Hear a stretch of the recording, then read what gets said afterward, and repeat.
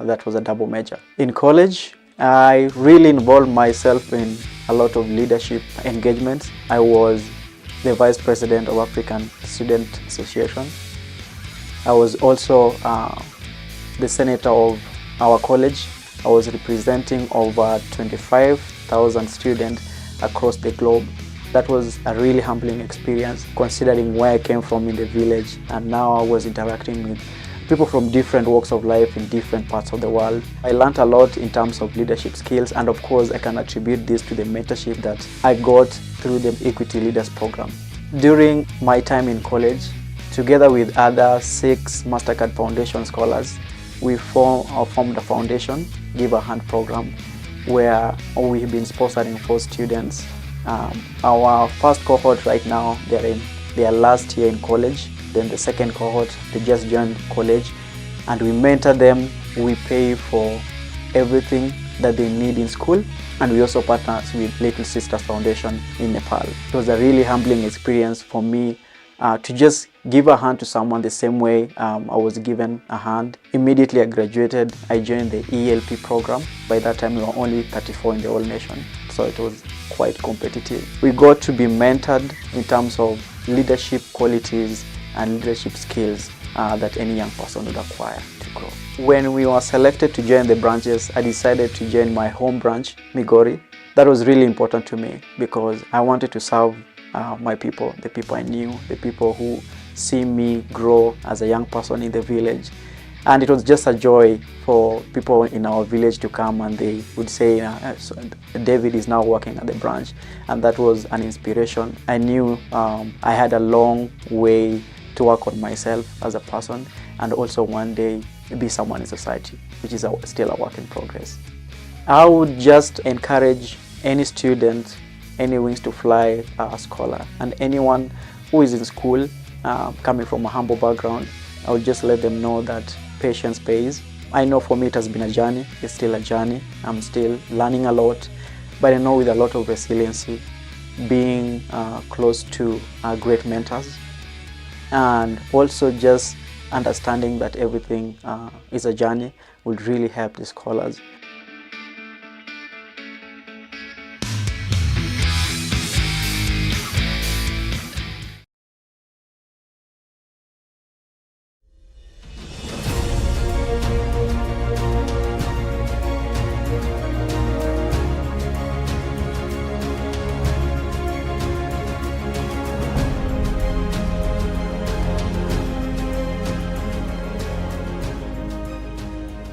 Equity's 15th Annual Education and Leadership Congress, Central Kenya edition kicked off at the Baricho High School in Kirinyaga County under the theme, Educate, Empower, Lead, the Triad to Success. Equity Group Finance Director David Ngata urged scholars to stay away from drugs and alcohol abuse, stressing the importance of sound education and mentorship. Equity Group Foundation, we are honored to partner with the Government of Kenya in providing access to education, fulfilling dreams, and I welcome you to reflect on your own journey and appreciate the lessons that you've learned along the way. He further urged the scholars to consistently seek mentorship and apply the knowledge acquired to impact society positively. Remember the challenges that you have overcome, the sacrifices that you have made, and the support that you have received from the loved ones, community at large, your teachers, and your mentors. Don't lose sight of the incredible potential as you strive to achieve and excel in your future, achieve your goals and aspirations. Ngata reiterated the importance of empowerment to scholars, saying it's critical in helping them control their destinies and uplift others in their families and communities. Reflect on your own strengths, on your own weaknesses, on your own values, on your own goals. Make sure you place the right values, and then reflect on what motivates you and what you aspire to achieve. Learn to say no to things that drain your energy, that detract you from your goal. Prioritize activities that align with your goal, that align with your aspirations. Speaking to the scholars, Kenyatta University Vice-Chancellor Mary Ndungu held the Wings to Fly and Elimu scholarship programs, describing them as game changers in socio-economic transformation. To me, this is the epitome of the measure of the true wealth of a man. A man's true wealth is not what he has, but how many lives he touches. And this is just one of the few of the many thousands that have been touched by this program. Do not allow anybody to steal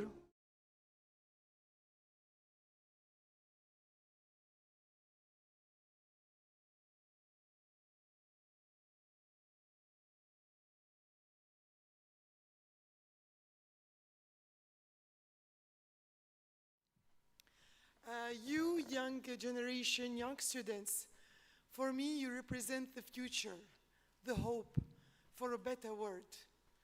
Young generation in Africa will represent 1 billion child.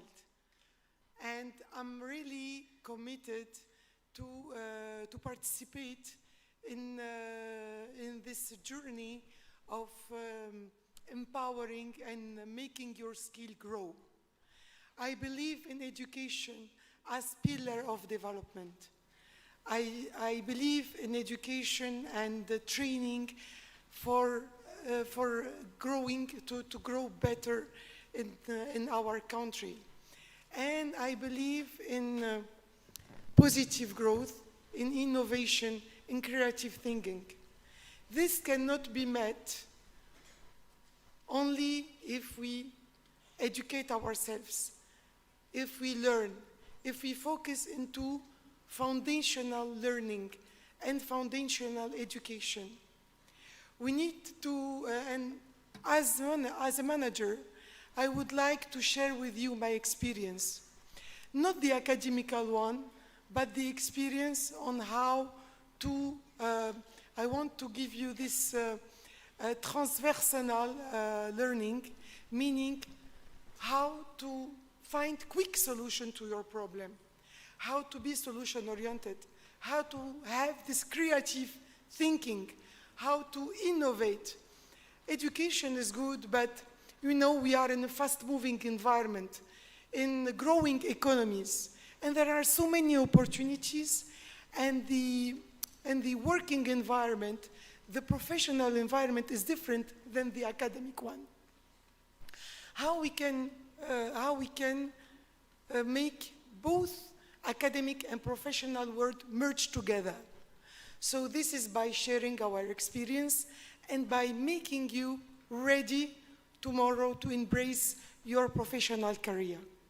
So I will be very happy to share with you some intervention regarding management strategy, marketing, sales and marketing, restructuring of company, any professional recommendation or courses that might help you to progress in your scholar path, in your education path, but also future professional path. As the CEO of Ola Energy Kenya, I will be pleased as well to accept internship from the best student so that they can be ready to start their professional career. I will be as well available to interact with each one of you. I'm present in social media and LinkedIn. If you have any questions, if you want some mentorship, I'm ready to give all my support to you. So,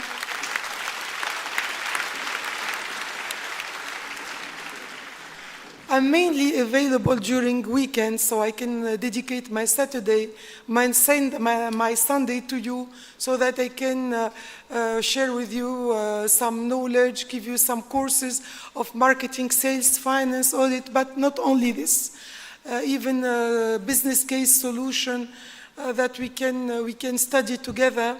And I'm very glad, and I thank Equity Bank once more for this great opportunity the chairman, but also the CEO, Mr. James Mwangi, that invited me and thought of my humble person. I'm again very happy, and you can count on me, and I'm committed to be part of Wings Fly to Fly program and to give my best to all of you. Thank you so much for this big opportunity.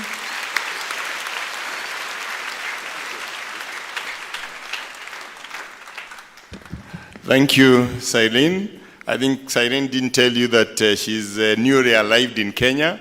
We actually met her about 1 week ago with the group CEO when she made a courtesy call, and she indicated how much she would like to be involved. And that's when she was invited to come today. You can see where she is. When you interact a little bit, and thank you very much, Cyrene, for your offer to participate in the mentorship program of these young people. Definitely, they will learn a lot from you, they will learn from your journey, and they will see what is achievable. Now, turning to, I said I'm very excited to be here. As I was driving here, I looked back on my life and I remembered that maybe about 50 years ago, I was exactly where you are in life. I was in high school, in maybe Form 2 or something like that. And at that time, did I ever think that I would be where I am? The answer is no. And I do hope that in the next few minutes, I can share with you a few of the lessons that I've learned. And I want us to leave time for interactions. I come from rural Kenya, born in a place called Mathioya in Murang'a. My parents were peasant farmers. And like a lot of you, you know, the early life, maybe in those days, not everybody was going to school, and I do thank my parents that they did make a point of taking me to school. And I must say that when I look back, I see where I am today is a result of the people that influenced me in my early life. Starting with my parents, my siblings who were a little bit older than me and had gone to school before me, and my teachers. I want to emphasize the role education has played in my life. Education. We used to be told those days that the only way you live the village life is through education. The only way you will move up in life, make something out of yourself, is education. That has not changed, my friends. It is still the only way that you will be able to make something out of yourself. Realize the potentials that God has given you. Each one of us is born with lots of potentials. Some of us are able to unlock those potentials. Some of us do not unlock those potentials. Sometimes you unlock those potentials more easily than other people because of the opportunities that have been granted to you. For many of you who are sitting here, being Wings to Fly scholarship is one of those immeasurable opportunities that will allow you, if you use that opportunity well, to unlock your potential. So, those 50 years ago, running around in the village, before I went to high school, I can remember very well that my first pair of shorts was the day I reported to Form 1. So, I've gone to school. I don't know how many of you maybe come from schools where the toilet is outside, is what is called a long drop. And I go into these toilets, and I'm worried that my shorts may fall into the hole. So what do I do to prevent that happening? I get out of the toilet, remove my shorts, then go into the toilet. And because our parents believed that a child should grow into his clothes. So the first thing is you have a very long shirt, so you don't even realize when you don't have shorts or you have. Because the shirt that was tailored for me could maybe take me another 4 or 5 years. So I finish whatever I'm doing, and like small boys those days would do, they were always running around. And because I am missing going to play with the other boys, I shoot out of the toilet. I don't remember my shots. I go and play, and then I go home. And, do my chores, and then in the evening, my mother asked me, "Where are your shorts?" I say, That is when I remembered that actually I left my shorts in school. So now you start learning about using shorts and how you can use the toilet. Then the next thing was getting shoes. As a young boy, by that time you are in standard 6, it's really a big achievement to have shoes.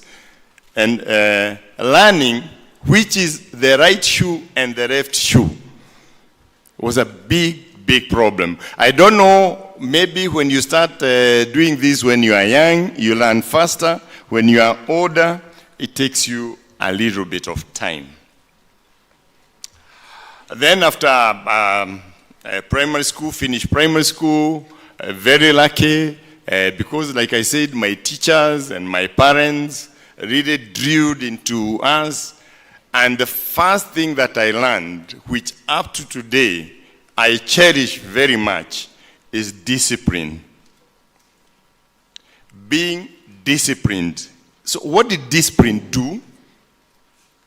Discipline helped me to do what I was expected to do for my parents, which was really looking after cows, participating in the shamba, and having time to sit down and read, doing my homework on time. Because even that time, when you would go to school and the following day you haven't done your homework, the first thing is, those days teachers never spared the rod. The first thing is, of course, you get a few, sometimes depending on the number of psalms that you have not completed. Sometimes we were beaten for even failing the psalms. So you can imagine the number of psalms, you fail 5, you get 5 canes. So obviously you have to work very hard to make sure that you don't. So that discipline became very, very important because it allowed me to use my time in the most effective manner. Do what my parents expect of me and do what the school expects of me.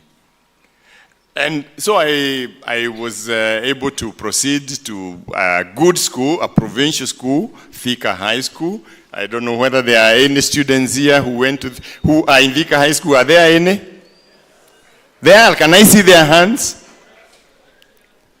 Beautiful, I can see. So you are following my steps. So you are likely one day to stand here and give a talk like this one.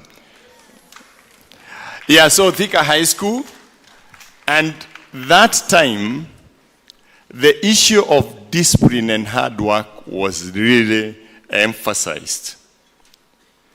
Very strict timelines. Wake up at this time, do this, throughout the day, throughout the week. And obeying rules.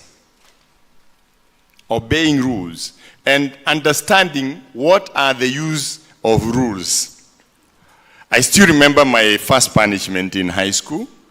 Early morning, as you know, those days when you are in Form 1, you were done what was called being monorized, where the people older than you would send you things. So early in the morning, I'm sent to go to the kitchen to get hot water, and I look at the field, and I cut right across the field, because then I'll get to the kitchen faster. And lo and behold, whom do I meet? A gentleman that was quite huge, one of our teachers, and he asked me, Form 1, where are you going? So I said, I'm going to the kitchen, I've been sent for water. He said, do you know the use of a path? I said, yes, people use a path to walk on. And now you are walking across the field on grass. So I looked at it, I thought I always walk everywhere where I want. If there is a grass, I just cross. If there is a path, I use the path. So the first thing he said, now, you go back to your dormitory and follow the path. And by 12 noon, I want you to add in, having written 2,000 times, I will never walk on grass again. 2,000 times. And remember, you are not being exempted from going to class. So these are lessons that really stuck with me. Obeying rules. If there is a rule that you don't walk on grass, don't walk on grass.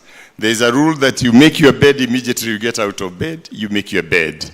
And that has been very, very important. Discipline, rules, hard work. Hard work meant that, obviously, that we do what is expected. Now, a lot of the Wings to Fly scholars, I have looked at some of the evaluations of what you do in schools. A lot of you end up becoming leaders, which is really commendable. Because when you have the opportunity to lead at your young age, you develop your leadership skills. I had that opportunity being a class captain, being a dorm captain, and so you start learning about leading other people. You start learning about being fair. Again, you start learning about other people looking up to you, setting the example. Because when you've been given a position of leadership, even in school, you can't be the same person who is breaking school rules. It is an opportunity for you to mold yourself. So don't shy away when these opportunities come to you. Fast forward to having 4 great years, and I think my high school years were great, and I do hope that your high school years are great. It's a time of rapid growth, not only physically, but also mentally. It's a time of opportunities for you to learn to live in communities. A lot of you are in boarding schools. You're spending time with other students. Is a time to learn how to give and take. Is a time for you to allow other people their space. You don't dominate. And it's a time for you to form long-lasting relationships. It's also a time for you to explore and to push yourself.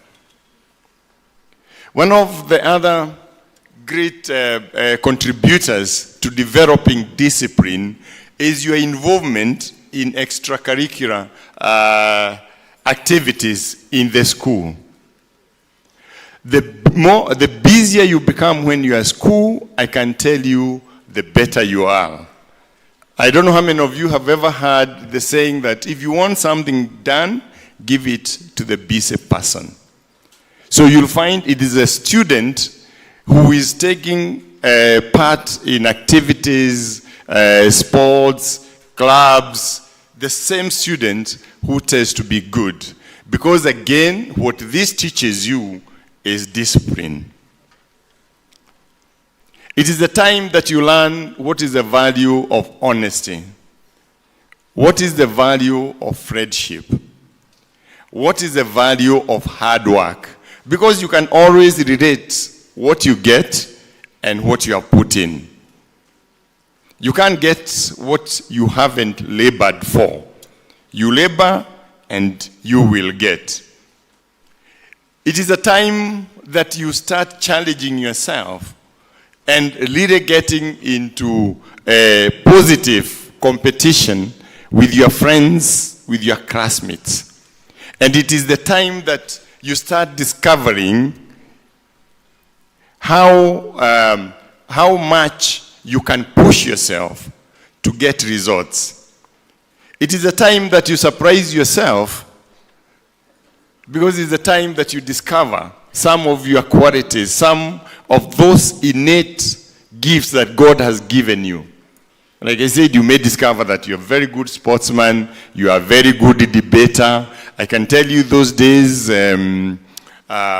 because there was a lot of letter writing, we had a few guys who really knew how to write letters, they had good vocabulary, and sometimes we would bribe them with a piece of bread, what we used to, when we got bread, so that they could help you write it to your girlfriends, because you needed to impress them. So there are guys who were never hungry when they discovered the talent of writing letters. So look at your talents. And even as recent as a couple of years ago, I did learn that one of my sons, who was in a boarding school, he had taken that to a different level and was being paid 3 shillings to write letters, to help boys write letters. So he would come home with his pockets very full. So these talents, you learn about them when you push yourself. Don't be afraid of working hard. Don't be afraid that if you show signs of leadership, that you get more work given to you, because that is an opportunity that will be denied another person. In high school, my teachers really molded me.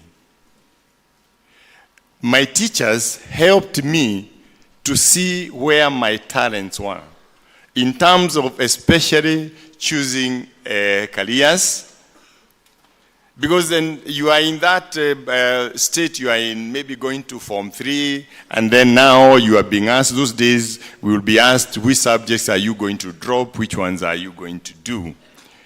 Now, we didn't understand the relationship between the subjects that we are doing in Form 3 and eventually maybe what you'll do in the university. Luckily for us, those days we had A levels, so after Form 4 now, it was a dichotomy. That means it was divided into 2. Either you do science or you do arts. So when you do arts, you know what you're going to follow in university. When you do sciences, you know what you do in university. So I would urge you to make use of the mentorship that you get from your teachers, so that you don't have missteps, you don't go too far and then you find that I wish I had not dropped that subject, because that subject becomes very, very important to you. So, and your teachers, many times they have very good insights on what you do. So I had a dilemma, do I do arts or do I do science? I was lucky because I was doing well in both. So how did I end up choosing medicine? I think I was influenced by the biology lab and the frogs that we were dissecting there. I discovered, well, I was enjoying dissecting the frogs, and I got encouraged because in my school, the science stream in A-level was doing very well. And we are told, look, you go to science, you're going to go to university. And you're going to do something like medicine or engineering. So I was lucky. I went back to school, Form 5 and 6, ended up becoming the school captain. Again, just emphasizing on the fact that the more work you do, the more you have, your output is. It helped me again to organize my time and use my time appropriately, which is a skill that is very important and that you need to develop early on. How you use your time and how you balance out that time between leisure activities and serious activities. Because you need them. You need leisure activities, sports, interacting with other students, and you need time to spend. When I went to medical school,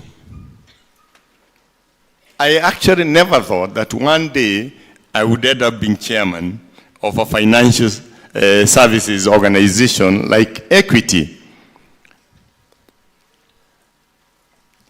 But again, as it were, in university, part of the reason that maybe I ended up where I am is because of taking interest in a wide range of activities, not confining myself to just medicine. University also had plenty of activities, plenty of exposure, lots of lectures been given by people from all kinds of fields, which enlarges your scope. It opens your mind, the possibilities. Interacting with the students from other faculties did help me. The reason why I'm saying this is I'm going back to when I told you that your time in high school is a very opportune time to create relationships of wide range of people, people from different backgrounds, people with different skills who will, with the time, influence your way of thinking and your outlook on many things. How did I end up? Because I want to fast forward from medical school to specialization to private medical practice to working in a public hospital. I just retired about 6 months ago after 33 years of working in a public hospital and the university. A time which again was very fulfilling in terms of looking at what is it that I was giving back to society. But during this period, as now I grew and I started interacting, and I met somebody who was with the bank, and I now was using banking services. And one day, somebody asked me, do you have time to serve in a board? That was about 9 years ago. And he said, you are very busy, you are in the university, you are working in a public hospital, you are running a private clinic. Would you really have time to serve? I said, yes, of course, because for me, it was a new opportunity. It was an opportunity to do something different from what I did routinely. Now, how have I managed since that? So I joined the board. I eventually became the chairman of Equity Bank Kenya, and 3 years ago, I became the chairman of Equity Group. So how have I managed? Because people keep asking me, you are a doctor working in a private hospital, working in the university, running a private clinic, and you are chairman of a very busy organization. And that is where I come back to the discipline that I learned very early on in my life. And the way I learned how to use my time appropriately. The reason why I'm coming back to this again is the fact that there are certain choices you are going to make at this time in your life there are certain habits you are going to develop at this time in your life. But those habits, those choices you will have made will become very important to you, because you will fall back on them and they will be just second nature. You will not need to make a very special effort to survive. So I have enjoyed myself. I could not give up being in the board of Equity Bank, looking at the impact that we are having, the bank is having, the group is having, looking at all the activities, the projects that are done, and all of you know that our flagship project is the Wings to Fly program. And you are so blessed to be part of this program. And we do hope that as you interact with various people from different walks of life, as you pick learnings that when I came in, a lot of you are giving, saying what they have learned from this, that these learnings will inform your life, will develop you to make you people that will provide leadership, that you'll be leaders in wherever you are. People think that leaders are the ones that you see in the newspapers. Leaders are leaders, even among 3 friends, among 2 friends there is a leader, in your family, in your class, anywhere where you work, you are a leader. And you will have learned, you will have picked this in your early life, where you are today. So I just wanted to tell you, when I stand here, I started from where you are. And it is possible for you to end up where I am. There's no magic, there's no miracle. It has just taken hard work, discipline, honesty, integrity to be there. These are values that I would urge you to start inculcating today, that these values become part of your everyday habit. And we all look up to you, that you will be able to prove that your past will not define your future. Don't drive, you can't make good progress on the road if you are driving with your rear view mirror all the time. You will not progress. And where we are, many times where you found yourself, it was an accident of nature. You did not determine where you are. But going forward, you will determine what you will become. I want to stop there so that I can give you time to ask any questions you want. But I want to encourage you to remain focused, to dedicate yourself to your studies, do extracurricular activities. Any extra work you're given is work that makes you a better person. You should even be looking for it. Don't shy away. When volunteers are asked for, don't go to the back of the line. Give yourself, and you will reap handsomely. So I think I'll wait. I'll give you time. Any questions that you may want to ask. I don't know how much time we have. Yeah. Thank you very much. A round of applause for Professor. A better one. Thank you very much. And like he has said, he's giving just 1 or 2 questions. So those that are close to the mic, kindly, if anyone has a question or a comment to Prof on that input, kindly be upstanding wherever you are, and then tell us mic number what. Any question? If you're next to mic, you just say mic number 1 and your question. Anybody? Hello. Hello. Yes, mic number? 11. Sorry? 11. Mic number 11, please go ahead. Hello, guys.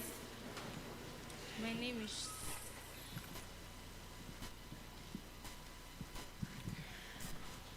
my name is Sheila Nafula from Motira Girls, and my branch is from Kikuyu branch, and I wanted to ask a question. First, I would like to thank you because I didn't understand that.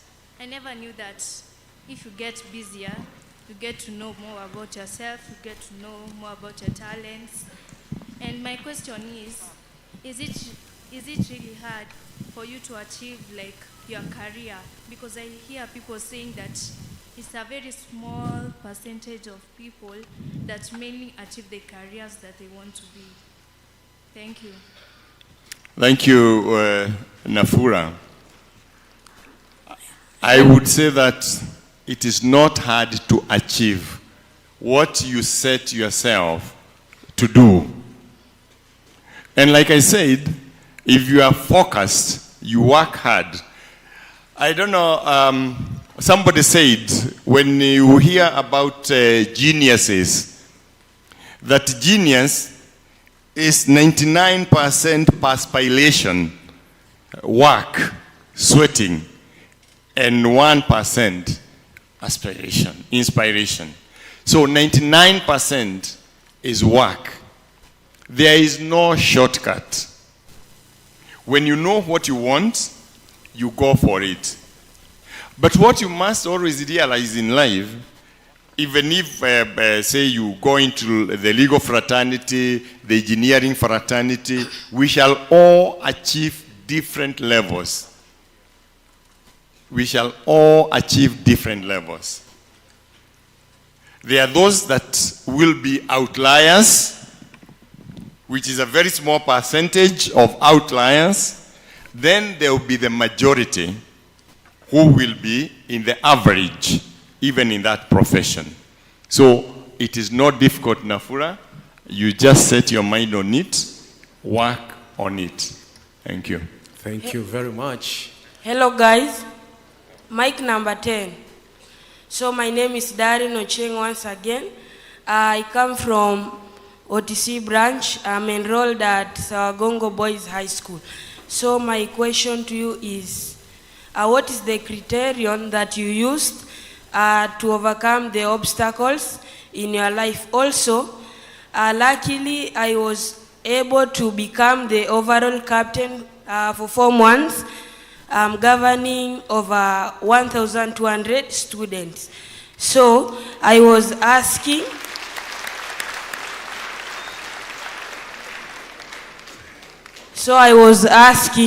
on how I can balance my academics and leadership. Thank you.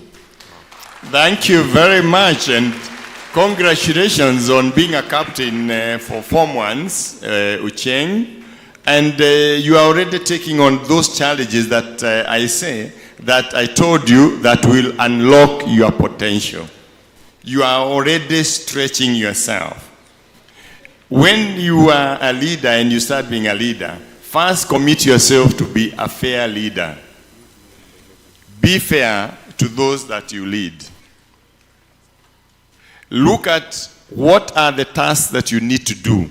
You have some time that you have to dedicate to your leadership roles in school, and there is a time that you must dedicate to your academics. So the way you use your time, the way you organize your time will be part of what will determine your success.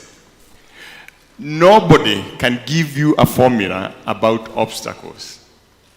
What you need is to have skills that helps you, a mindset that helps you overcome obstacles. Because everyone will meet different obstacles in their path in life.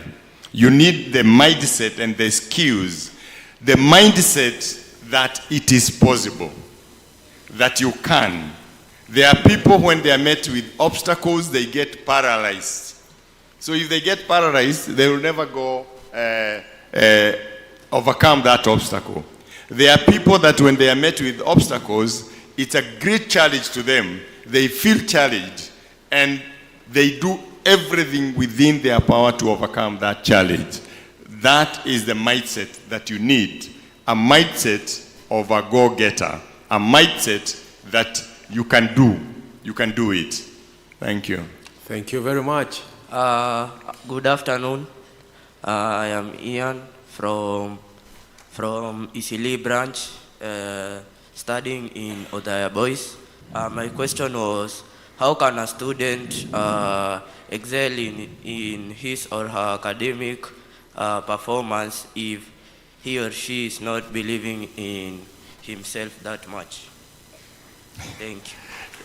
Great. You've already, Ian, you have already answered that question in your second part, that you need first to believe in yourself. That's where you start. You need to believe in yourself. You need to build your self-confidence. And how do you build your self-confidence? It is difficult to just wake up one morning and you say, today I'm going to build your self-confidence. You take small tasks, accomplish them. Take a harder task, accomplish it. That builds your self-confidence. And you should work at being a confident person. A person, again, like I said, with a mindset that you can do it. So believe in yourself. And by the way, the fact that you are already in high school, you are in a boarding school, you overcame the challenge, the barrier of your primary school exam. You got adequate points to end up in high school, means that you are already an achiever. Each one of you who is sitting in this room is an achiever. All that you need to do is deepen that self-belief. And the sky is the limit for you. Thank you. Wow, thank you very much. Maybe one more or two more for Prof. Another question? Any question there? Good afternoon. I'm Angel from Kahuya Girls, Kasarani branch. And my question is, this girl I usually like being in leadership, but my problem is usually, I usually feel at some point I'm soft, and people usually take the advantage of, because when they are doing something wrong, I won't ask them, because I'm usually like, what if I ask them, then they start talking about me. Now that is usually a weakness I usually have, and I usually admire the people in government who usually stand in front of people and talk.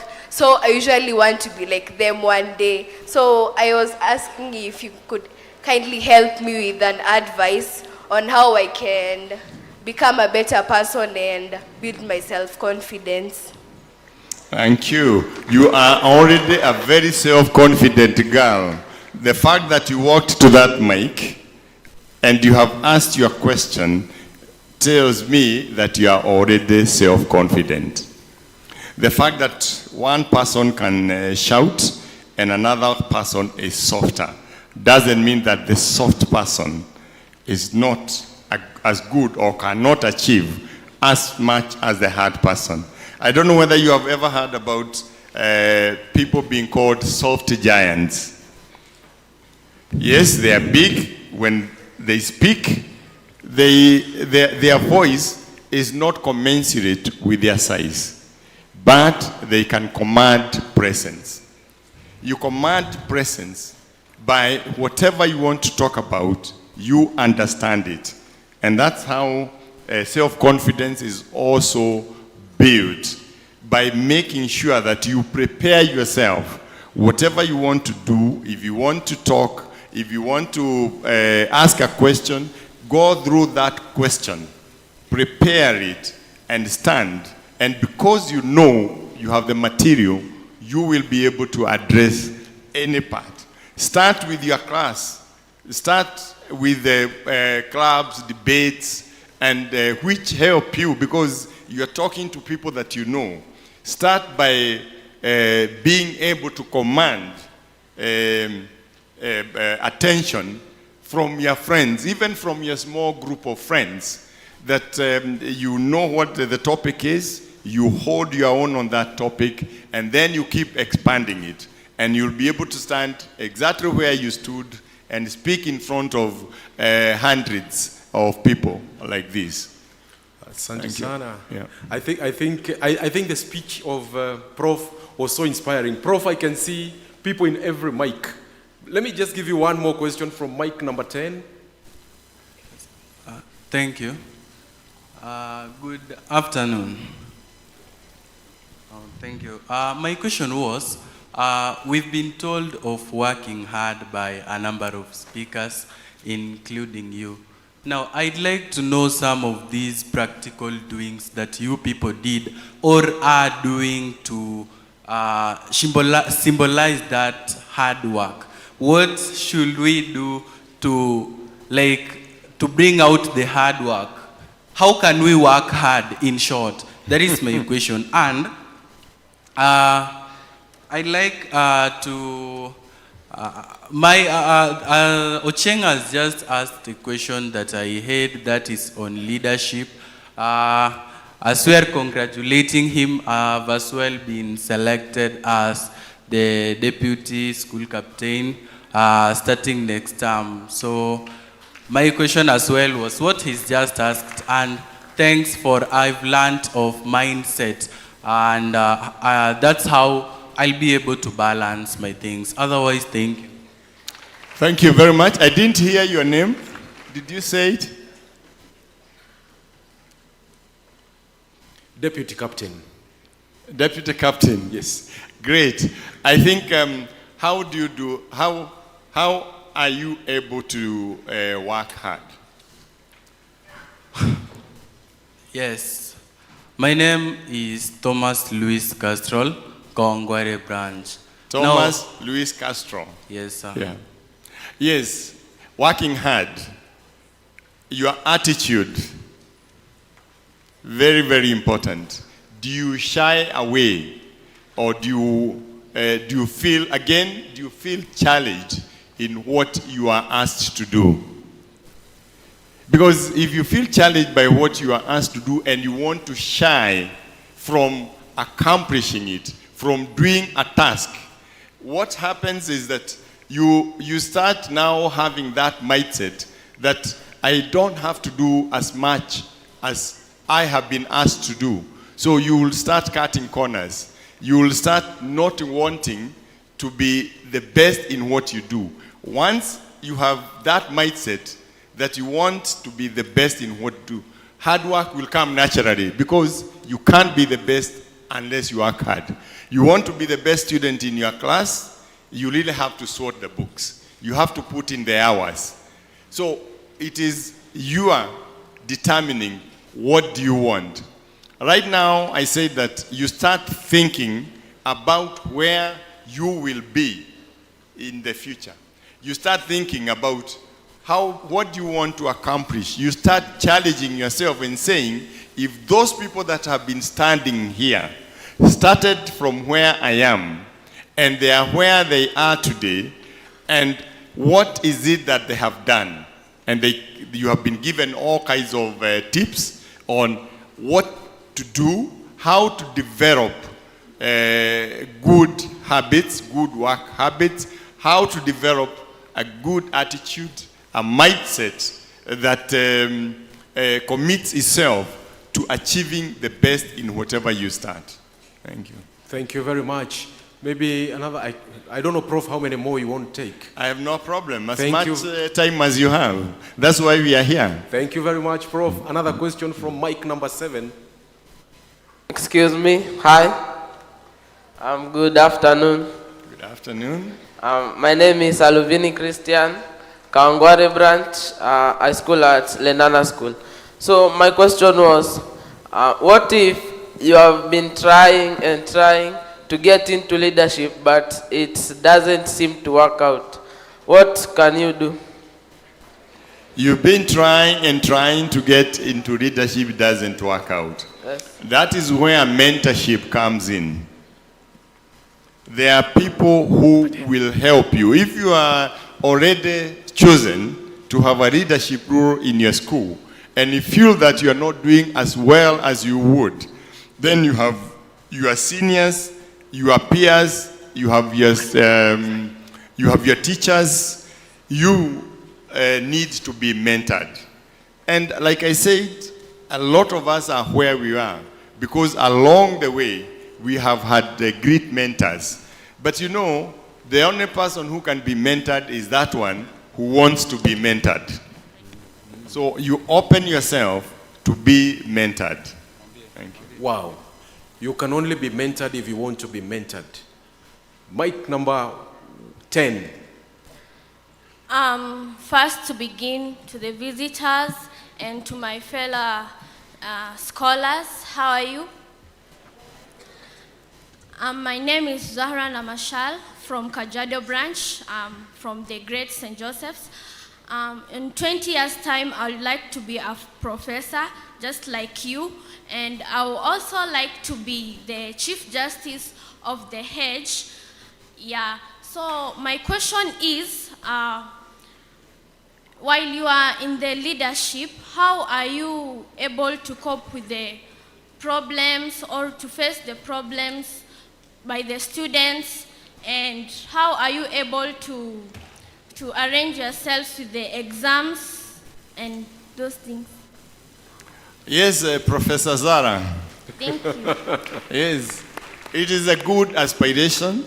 All dreams are varied, and you are being trained in your school. How do you provide leadership in school and at the same time perform academically? Again, it's not rocket science. It is time. How you distribute your time. You must dedicate time. You must have discipline that this is time for me to concentrate on my academics. This is my time for me to do prefect duties if you are a prefect. And how do you cope with the students? Students, they are your friends. They are part of the school community. They are not aliens. So every time that you interact with your fellow student, every time you are solving their problems, you are providing leadership. And I said, to be a good leader, you must dedicate yourself to fairness. You must dedicate yourself to listen. You can't help people solve their problems if you don't listen to them. But above all, commit yourself to be fair, and you'll end up be a good leader. And take feedback from your teachers, from your fellow students, and put in that feedback into developing your leadership skills. Yeah. Thank you. Thank you very much. Mic number 5. Oh, how are you? How are you? Fine. My name is Gregory Njoroge. I'm a student at Njiri School. I'm from Ruiru branch. My question is, how can you overcome confidence? Because sometimes you may study hard and go to the exam room and you find yourself you're overconfident and hence you fail. Yeah. Yes, of course. If you have overconfidence, you miss certain things in the question. So you must always make sure that even when you sit in the exam room, you pay attention to all the details. Overconfidence makes people overlook details. Learn to be a detailed person. How many students fail exams because they didn't read the exam? They didn't take time to understand the questions. Yes, by the time you go to an exam, you need to be confident, and you are only confident if you have taken time to prepare yourself. Always assume that there is something that you need to read very, very carefully in the question so that it challenges you. And you only feel challenged when you understand it. When you don't understand the question, students come out of exams and somebody is very happy and they say, I got that one. Until they hear, what actually was the question? You answered the wrong question because you didn't read. Have that habit. Be detailed. Thank you. Thank you very much. I think let's give a round of applause to Professor Macharia. Moja, mbili, tatu, nne. I can see you are very good students of history. That is Generation X kind of clubs. Thank you very much, and I wish you all the best in your studies. Thank you very much. Thank you very much. Thank you very much. Thank you very much. Please continue clapping. Thank you, thank you, thank you, thank you. Asante sana. And as Prof goes out a bit just to do one or two practical things, so, I just want to recognize the presence of Madam Christina Laman. Madam Christina is the country director of KFW. Wapi makofi yake? Wapi makofi yake? Wapi makofi yake? Thank you very much for your remarks, yes. Christina. Thank you very much to everybody. Professor Isaac Macharia, Chairman of the Board of Equity Group, Ministry officials present, Wings to Fly and Elimu partners and champions, our esteemed Wings to Fly scholars, distinguished guests, ladies and gentlemen, good afternoon. It is an honor to stand before you today at the 15th Annual Education and Leadership Congress hosted by Equity Group Foundation. I would like to first of all extend my gratitude to Equity Group Foundation and partners present for supporting this noble initiative, where to date over 60,000 high-achieving scholars from vulnerable backgrounds have been supported through the Wings to Fly and Elimu scholarship programs, making education accessible and inclusive. A key focus area of the German-Kenyan cooperation is on sustainable economic development and youth employment promotion. Through this, we intend to improve employability and self-employment opportunities for young Kenyans and increase labor market orientation through dual training. Germany has a very strong belief in dual training and the value of vocational training. A belief that is reflected in our unique dual approach, emphasizing employment-oriented TVET. Dual training in TVET is a commitment to enhancing the employability of Kenya's youth. I really wish to emphasize here today that TVET is not a secondary choice, but it's a path which is filled with exceptional career opportunities across various industries. So through our inventions under the Sustainable Economic Development and Youth Employment pillar, German cooperation has upgraded public TVET institutions into centers of excellence for dual training through the construction of training infrastructure and procurement of state-of-the-art equipment. We have introduced dual training aligned with industry standards. We have partnered with companies for industry-relevant curriculum and training. And last but not least, we have provided scholarships both for secondary school education and for TVET education through the Wings to Fly program in collaboration with Equity Group Foundation. This is the very reason we are assembled here today. So the German government through KfW has committed to date 14.7 million euro to support the Wings to Fly Scholars Program.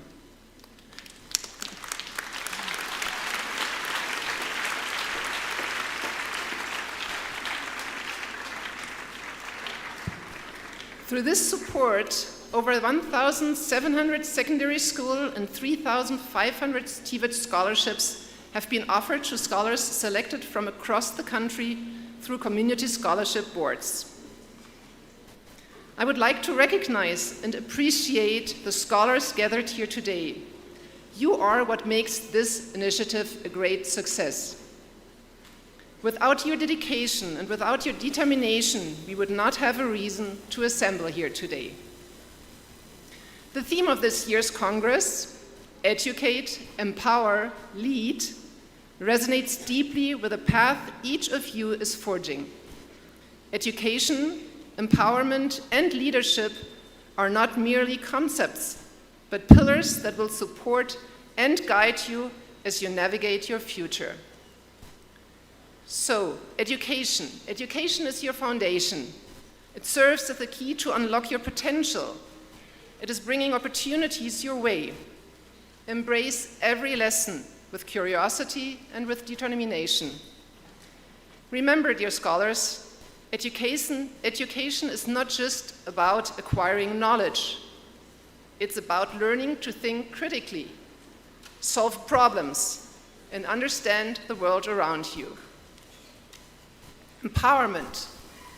Empowerment is about recognizing your strengths and your capabilities, taking initiative, setting goals, and pursuing them with unwavering commitment. The resources and support provided to you by Equity Group Foundation are tools to build your confidence and resilience. Use them wisely and use them generously. Lastly, leadership. Leadership is about your actions, your values, and the impact you have on those around you. As great leaders, strive to bring positive change to yourself, to your community, and beyond. By virtue of you being here today, you have been handpicked as a result of your great performance and distinguished potential. And now it's time for you to make use of that potential and strive for success. I'm confident that each of you has the ability to achieve greatness. Thank you. Thank you very much. Another round of applause for Madam Christina. Another one until she sits down. Thank you so much, Christina. Country Director, KFW. Another round of applause. Maneno mazuri. These are our partners over the years. Thank you so much. I also want to take this opportunity to recognize the presence of Dr. James Mwangi. Dr. James Mwangi is in the house, and all the guests. Another round of applause. Karibu sana. Karibu sana. Karibu sana. And because of that, I think it is time. I will request that we all be upstanding, and then we do the anthem, the equity anthem. The English equity anthem. Equity we have, all the staff, customers and partners. All right, that was mic testing. Mic testing, thank you very much. So I want to request that, shall we be attention, tafadhali. From there, we are going to have the first stanza of the national anthem, and then we are going to have the equity anthem. But we are starting with the national anthem. First stanza.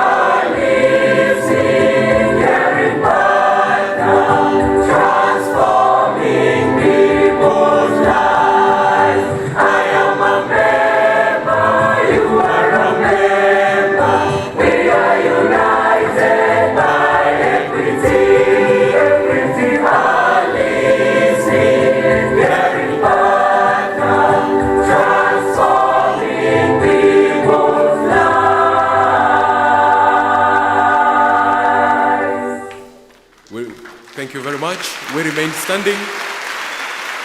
Thank you, thank you, thank you. We are united by equity. I request we remain standing as we have an opening prayer from Sheikh Ali Mbari. Sheikh. Ya, amjambo nyote. Hatujambo. Naomba tuombe. Assalamu alaikum wa rahmatullahi wa barakatuh. God is good. All the time. All the time. God is good. Let's pray. Mwenyezi Mungu, tunarudisha shukrani kwa kuweza kutupatia hii siku ya leo Mwenyezi Mungu. Tunaomba wakati tutakapomaliza Mwenyezi Mungu, sifa na utukufu zitakurudia Mwenyezi Mungu. Tunaweka pia mbele yetu partners wako Mwenyezi Mungu, uweze kuwabariki, uweze kuwazidishia, uweze kuonekania familia ambazo kwamba ziko na misukosuko ya kila Mwenyezi Mungu, kwani elimu ndio ngao na elimu ndio kila mtoto anahitaji kwa wakati huu Mwenyezi Mungu. Tunaomba wale ambao kwamba wako na shida za kila aina, shida za njaa, shida za mafuriko Mwenyezi Mungu, uweze kuonekania na macho yako ya huruma Mwenyezi Mungu, uweze kuwafariji, uweze kuelekeza katika mwelekeo ambao kwamba Mwenyezi Mungu wataweza kukumbuka na sifa na utukufu zitaweza kurudia Mwenyezi Mungu. Tunaomba na kuamini katika jina lako Mwenyezi Mungu. Amen. Amen. Amen. Amen. A second prayer from Reverend Geoffrey Getao Kemani. Let's pray. Heavenly Father, in the name of Jesus Christ, we thank you so very much for the care that you've taken upon every one of us up to this moment. We want to thank you so very much for the breath of life for every one of us in this room. It has taken your grace for us to be here. We thank you that you are here for a purpose, that which you have ordained. We thank you that you have continued being with us ever since this program started. We have seen you being faithful in everything that we have done. And even as this time we continue with this program, we ask for your blessings upon every one of us. We ask for your grace to be upon every one of us. And even as we come to the close of this program this day, we will be grateful and thankful to you because we know it will have taken your hands. We thank you even for those who have traveled from far places and have been able to arrive here in good time. We know it has taken your hand and we are grateful to you. And now as we continue, we ask for you are the Lord of mercies. We ask for your mercies and your grace to be with us even as we continue. Bless us today, we pray. Bless our lives as individuals and bless us all as a corporate. We thank you and we bless you. For this we pray, believing and trusting in Jesus' holy name. Amen. Shall we be seated? Thank you.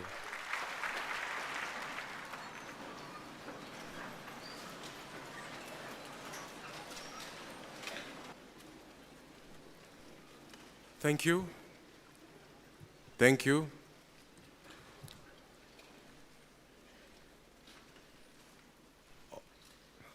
Dr. James Mwangi, all invited guests, all protocols observed, good afternoon.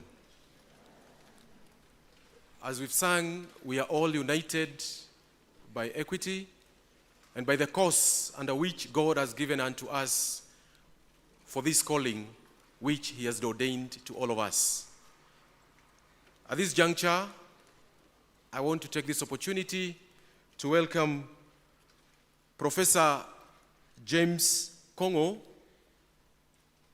who is our host at Kenyatta University, to give us a welcoming remark.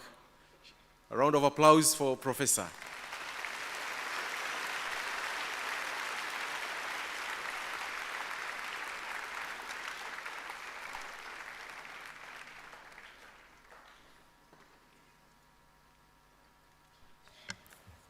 Thank you very much.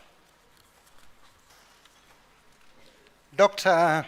James Mwangi, Group Managing Director and CEO, Equity Group Holdings, and Executive Chairman, of Equity Group Foundation, Ambassador Sebastian Groth, Germany Ambassador, Ambassador Macharia Kamau, Board Member of Equity Group Foundation, David Ohaglick, Senior Portfolio Manager, KFW Development Bank, Kenya Office, Eve Mwai, Head Partnership Network, MasterCard Foundation, Serene Drev, General Manager, OLA Energy Kenya Limited, Mother Ekilapa, Director of Education and National Coordinator, KPL Program, Minister of Education, Dr. Eshoe Degwa, Director of Education and Deputy Head of Directorate of Policy Partnership and East African Community Affairs, Minister of Education, members of UNHCR present, members from Equity Group Holding present, members from SSB present, members from EBL present, invited guests, Wings to Fly and Elimu scholars, ladies and gentlemen, good afternoon. On behalf of Kenyatta University community, we warmly welcome you today for the 15th Annual Education and Leadership Congress. Indeed, we are very grateful to have hosted the 2024 Congress. At Kenyatta University, we are very honored to have been interacting with the young scholars over this week of the 15th Annual Education and Leadership Congress. I'm informed that we have more than 3,000 scholars gathered here today who are pursuing their high school education in Form 1 and Form 2 respectively. Dr. James Mwangi, I want to say that you have made many of these people achieve or are going to achieve what the late President of South Africa, His Excellency Dr. Nelson Mandela once said, that education is the most powerful weapon which you can use to change the world. You have given, the Way to Fly has given these young people and many others who are outside there opportunity to be what they want to be in life. And I'm sure that many of us here today, we are what we are because somebody somewhere gave us an opportunity to be in school. We appreciate, or we are very appreciative for the Wing to Fly for inviting our acting Vice Chancellor, Professor Waseke Wajohi, to not only address the scholars yesterday, but also to grace yesterday's function, and even now today, I'm standing here representing her since she is in Eldoret. I want to appreciate the following sponsors for the implementation of the successful Wing to Fly scholarship program and their commitment to support over 100 million scholars by 2030.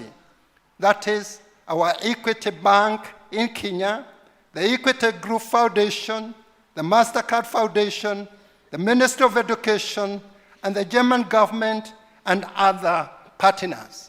As a university, young scholars, you are welcome, after finishing your studies in Form 4, to come to Kenyatta University and do various degrees programs.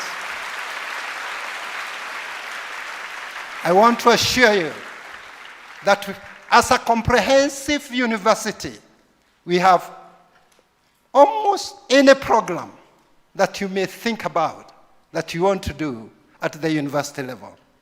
And in this university, you have a chance to have stepped in compared to many others of your companions who are in high school, who have never set foot in a university. And therefore, make sure that when it comes to Form 4 and you're filling your degree program, make Kenyatta University your first choice.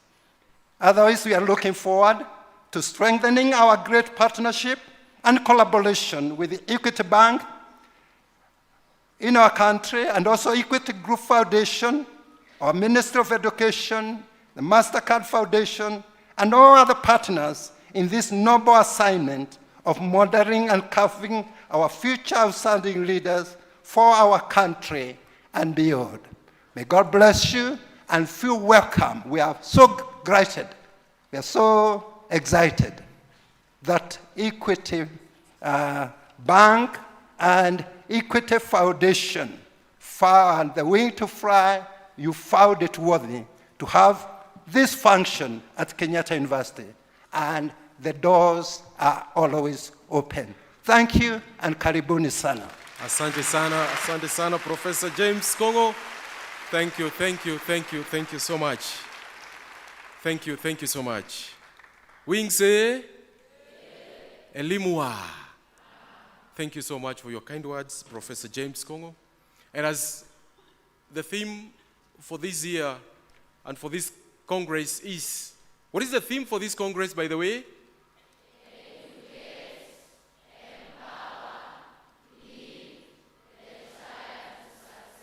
A triad to success. Thank you very much. At this juncture, I want to take this opportunity to welcome Dr. Geshohe Ndegwa, who is the Director of Education, National Coordinator, KPIL Program from the Ministry of Education.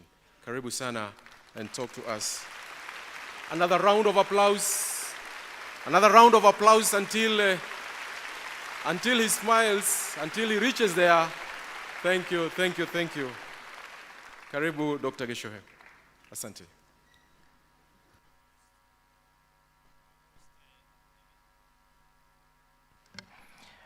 Hosting DVC, Professor James Kongo. Executive Chair, Equity Group Foundation, Dr. James Mwangi. Group Chair, Equity Group Holdings, Professor Isaac Macharia. Equity Group Board members, Ministry of Education officials, Madam Mother Ekirapa, who is the National Coordinator of KPIL Program, County Directors of Education present, religious leaders, partners, and friends, invited guests, Elimu and Wings to Fly scholars, ladies and gentlemen, good afternoon. Allow me to ride on this opportunity before I read remarks by our Principal Secretary, who would have very much wished to be here, but had other engagements, just to express my excitement to be among this group of scholars. I feel very much at home here. Professor Kongo, this was my home for 4 years. I was a student here, and I've come and found a very transformed place where I was getting lost, and especially this beautiful amphitheater. Hiyo ni maendeleo, sio? Yes, so we thank God for the growth. I also want to say that after training as a teacher, I did teach. For 14 years, I taught at Bishop Gatimu Gandu High School. I taught chemistry, and many went through my hands, and they are in many places.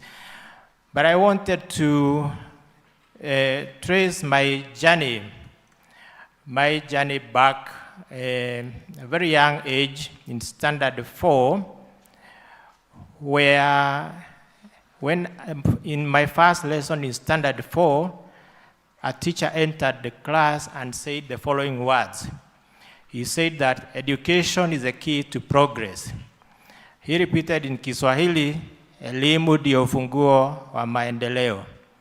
And then he said the same in Kikuyu. And after that, he did a little experiment. He took a glass full of water, placed a paper on top, and overturned it. And in a fleeting moment, the water would not pour. And when he started to explain why the water was not pouring, all of a sudden the water poured. And I remember that experience was very, very interesting. And that is how I took an interest in education and in science. Elimu and Wings to Fly scholars, I am one of you in a way, because a few years later, after CPE of those days, I was able to get a sponsorship by the late Kenneth Stanley Jido Matiba, after emerging top student in Kiharu constituency and being admitted to Mangu High School. Kenneth Matiba sponsored me for 6 years, and that is how I came to learn in KU, to become a teacher, to become an education officer, to do my master's and PhD, and to be a director. That is my journey, scholars, and I hope this will inspire you to be whatever you want to be, and to take full advantage of this scholarship. Ladies and gentlemen, now I'll read the remarks by the Principal Secretary. I'm delighted to be part of this important 15th Annual Education and Leadership Congress, and wish to express my gratitude at the invitation to grace this occasion. I'm particularly excited to witness and engage with the 153 Form 1 and 2 Wings to Fly and Elimu scholars present here today. Ladies and gentlemen, as you are aware, Africa has the youngest population in the world, with 70% of sub-Saharan Africa under the age of 30, with a median age of 18 years. The high number of young people is an opportunity for the continent's growth, but only if these new generations are fully empowered to realize their best potential. Today is a testament of this commitment in empowering our young people in education and leadership, and Equity Group Foundation has lived the expectation of being at the forefront in making this a reality for our learners and the ecosystem at large.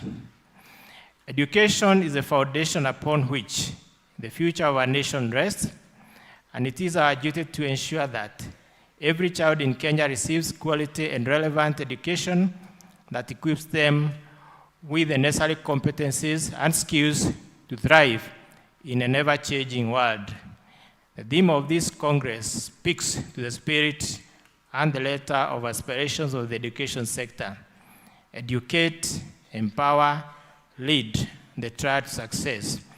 This requires a collective effort. As partners in education, we have the tenacity to drive change and shape the future of our nation. Together, we should make our education system one that equips our children with the competencies, skills, and values needed to thrive in the 21st century. Ladies and gentlemen, our curriculum emphasizes on core competencies such as communication, creativity, collaboration, critical thinking, and problem solving, self-efficacy, and digital literacy.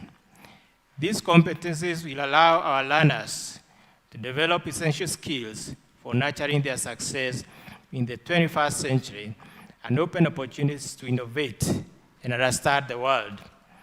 I must add that our curriculum has been designed to address the holistic needs of every learner, regardless of background. As a ministry, we have developed guidance and counseling and mentorship policies which aid our teachers to guide the learners to make informed life choices. Furthermore, our curriculum contains a component on life skills and value-based education, which are mainstreamed in all the subjects. This has enhanced knowledge on responsibility, integrity, and problem solving, which are key to the development of learners, and does not just focus on academic performance. Ladies and gentlemen, the ministry provides opportunities for learners to showcase different talents and passions. Schools have programs such as sports, science and engineering fairs, music and drama festivals that create a platform for learners to exhibit their talents, nurturing creativity, personal growth, self-expression, and leadership skills. Community service learning gives learners an opportunity to engage in community activities and the social environment while still at school, which helps them develop social responsibilities as citizens, empathy, and commitment to work. To the beneficiaries of these scholarships, I would like to reiterate that you are the leaders of tomorrow. However, your leadership journey begins today. Education provides you an opportunity to not only acquire knowledge, but also the necessary skills to excel in all other areas of life. It gives you the ability to see beyond the surface, understand different perspectives, and to approach problems with an open mind. In conclusion, ladies and gentlemen, I would like to thank conveners of this Congress and the participants. This would not have come at a better time. Our learners need this exposure to navigate the modern world. I would like to wish our scholars success in life as they continue with their education. Always have a moment of reflection and evaluate how you are doing in this aspect of your life. Remember that your passion and dedication will fuel your success. Work hard, and nothing is for free. Embrace discipline, believe in yourself, and have a passion for excellence. With this, I wish to thank once again Equity Group Foundation for the collaboration with the Ministry of Education and support of so many scholars, and a lot of success has been achieved to this end. Thank you all, and may God bless you. A better round of applause for the message from the Minister of Education. Another round of applause, tafadhali.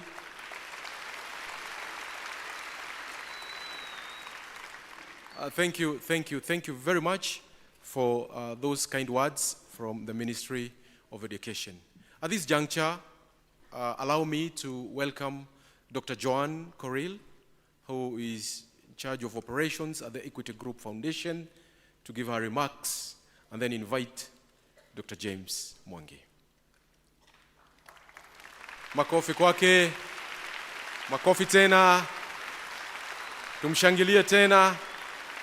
Thank you very much. Asante sana. Okay, thank you very much. Our host this afternoon, the DVC, Kenyatta University, DVC Academic Affairs, Professor James Kungo. Our Executive Chairman, Equity Group Foundation, Dr. James Mwangi. Group Chairman, Equity Group Holdings. Equity Group board members who are present here today. Representatives from the Ministry of Education, led by Dr. Gishuhi Ndegwa and Martha Ikirapa. Our partners, KFW, represented by Country Director Christina Larman. Religious leaders, partners, colleagues, friends, invited guests, and our chief guests for today, I believe, our scholars, our Wings to Fly and Elimu scholars, all 3,153 scholars from 113 branches across the country, 5 regions across the country. Good afternoon. Good afternoon once more. We're very pleased and honored to host you all today at this 15th Congress of the Wings to Fly and Elimu Scholarship Program. We see the eagerness in your faces to learn, and we see the eagerness with which you've sponged in everything that's been presented over the last couple of days. And there'll be a lot more of this because this is the first of what will be 4 annual congresses throughout your high school education. So there'll be a lot to learn, and all it takes is a learner that's interested in sponging it all up. And therefore, without much ado, please allow me to invite our Executive Chairman, Equity Group Foundation, Dr. James Mwangi.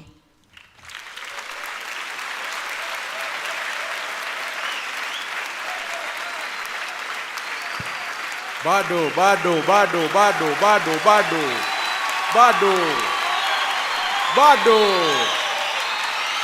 Asante. Thank you.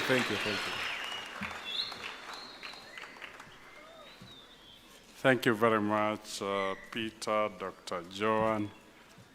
As scholars, wow, studying here, really ones appreciate the mightiness in this room.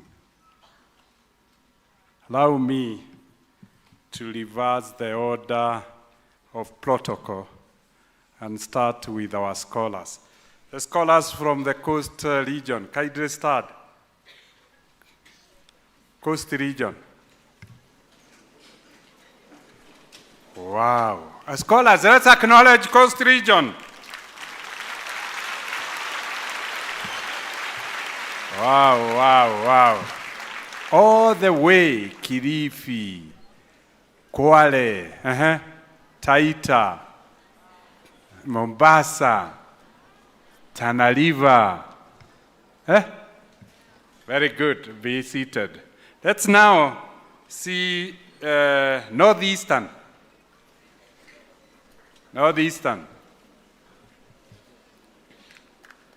Very good. Let's acknowledge Northeastern as we start. And then we encourage them to start. Thank you very much. All the way from Northeastern. Let's now look at the Coast region.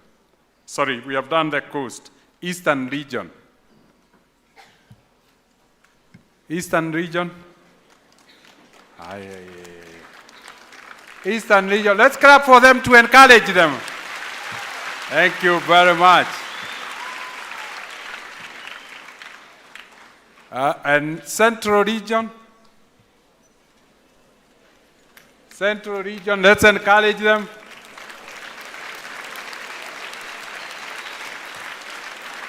Thank you very much. And last but not least, our hosts, Nairobi. The mighty Nairobi.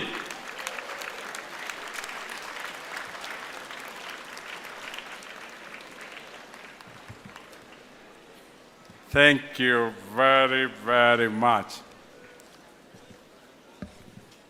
Thank you very much. And as you settle down, let me recognize the partners we have walked a journey. Our first convening was in this very same hall. It had just been constructed. Professor Kungu, I don't know whether James, then you were a vice chancellor? No. I still remember this very room. Kenyatta University, our host led by Professor, maybe if you could start, we acknowledge you for being a faithful partner. Thank you very much, Professor. Always availing, and as you rightly put it, these scholars are very fortunate that they are in university when in Form 1. They went to university when in Form 1 and in Form 2. They can really have a clarity of their dream. And with really thank you. But I remember on that planning team, we had the Ministry of Education. And that time, the Ministry of Education in planning for a whole day at Safari Park for this It was led by the Minister for Education then, Professor Ogeri. I want to thank the Ministry of Education in a very special way for believing and trusting in idea. Then it was just an idea. We told them we would like to do this. Kindly support us. And I remember the Minister of Finance then, Professor Ogeri, spent a whole day with us. Today, that support has remained constant. It has continued to grow. And once again, I want to ask the directors of education and those accompanying them maybe to be upstanding. We recognize them. Let's put our hearts together to our Ministry of Education for the support that they have continued. You can see 4 of them, again, you can see the significance and the importance our government places on education. And again, you can see it was the Principal Secretary, Basic Education, our very, very friend, Dr. Kipsang Berio, whose speech has been led. I want also to join the director in conveying his warm regards and greetings to you. He joined, when I was talking to your siblings from Nyanza, Western, and Rift Valley, he joined me in Eldoret. And we spent a whole afternoon with him, and he passes his regards. You acknowledge. So we give the peers a warm appreciation. So that, thank you very much. As we spent the afternoon together with him, it was amazing. We recalled that he was with us on the first Congress 15 years ago. He was not then even in the Ministry of Education. He was the CS of Higher University Road Board. He was giving money. And that time he told me, James, any scholar of wings to fly who makes it to the university will be granted the facility because they have been well selected. Then today, 15 years later, he is still with us. Once again, directors, as you go back to the office, convey our gratitude for your willingness to work with us. Ivy Mwai, here, MasterCard Foundation, the partner we started the journey with. The MasterCard Foundation are present. Okay, very good. And we then, as we started, the very early team to support us was the German team. We can call it the German team because it went on growing. We started with the KfW. We now have the German Development Bank. We have the German government. The ambassador ought to have been with us today. And unfortunately, we changed from morning to evening and to afternoon, and he had a schedule for an afternoon and could not join us. But you can see. Let's acknowledge as they start the team from all the partners from Germany. Thank you again. That is the German team. That thank you very much.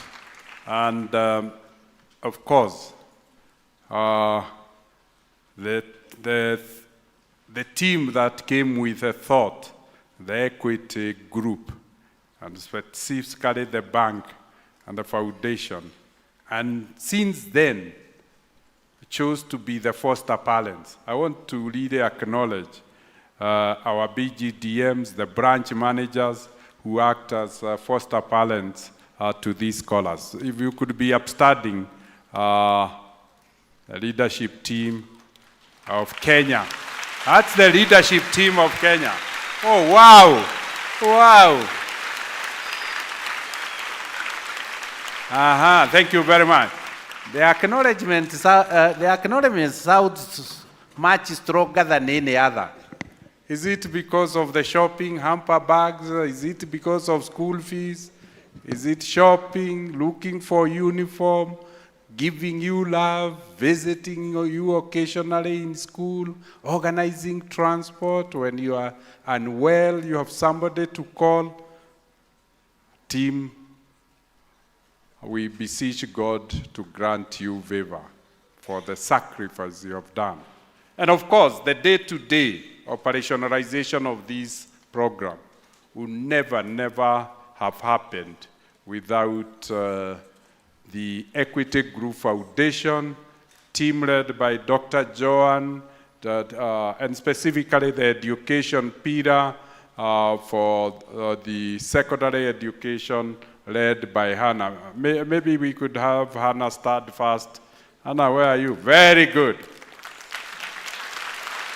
Our guests, our partners, that is the lady in charge of this whole program and manages it. Can the rest of the foundation be upstanding? Because she can't do it alone and always get support. Once again, thank you very much, team, for leading great work. Well, thank you very much. And of course, the two institutions are represented here at the highest level. The Board of Kenya, I can see, is represented. Professor Maina, spending 2 days with us. The board of the foundation is represented here by 2 board members, Ambassador Masharia maybe, and Dr. Ruth, if you could again, you can see the commitment of the doctors. And of course, the whole Equity Group is coordinated by Equity Group Holdings. And I'm very excited, the chairman of the group, Professor Masharia, is with us today. Let's acknowledge Professor Masharia. Thank you very much.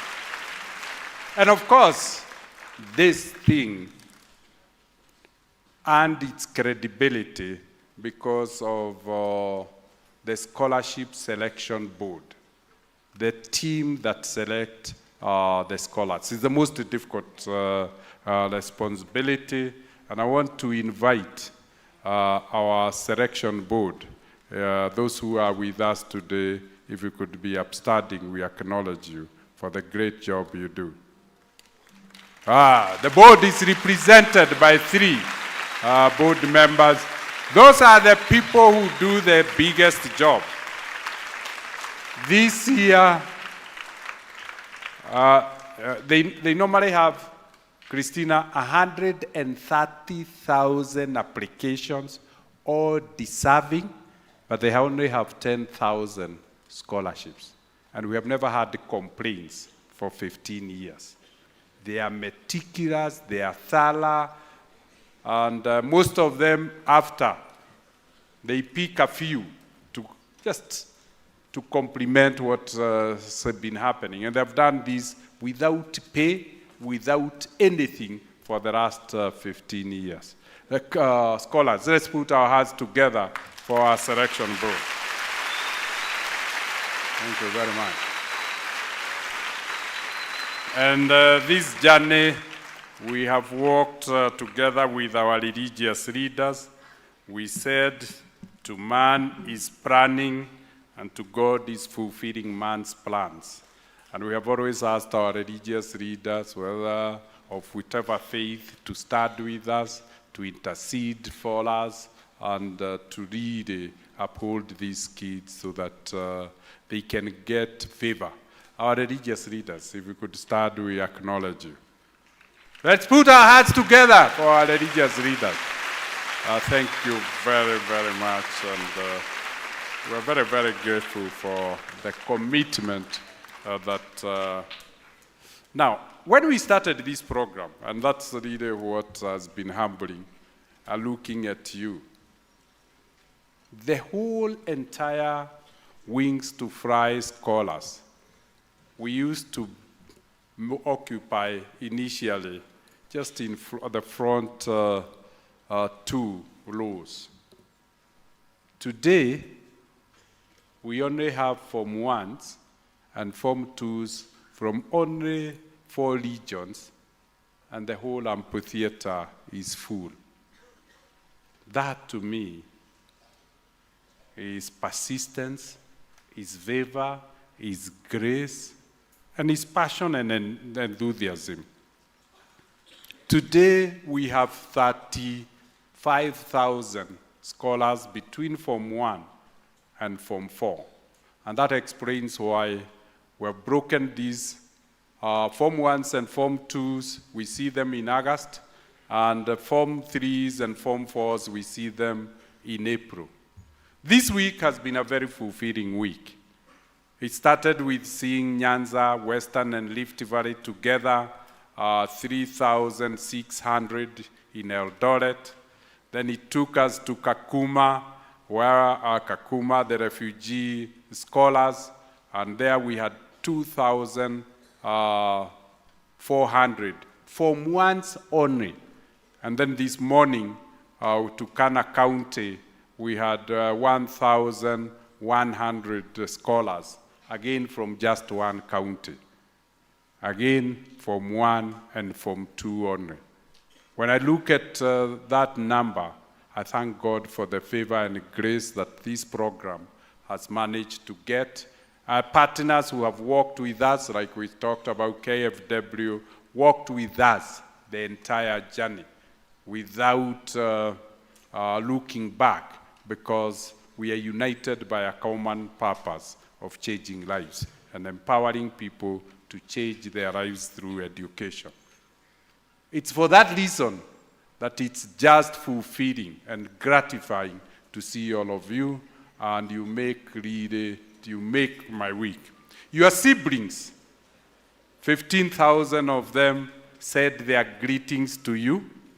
The only ones I have not seen are the ones of Dadaab refugee camp. I'm sure I will make it before you go back to school. And they are excited.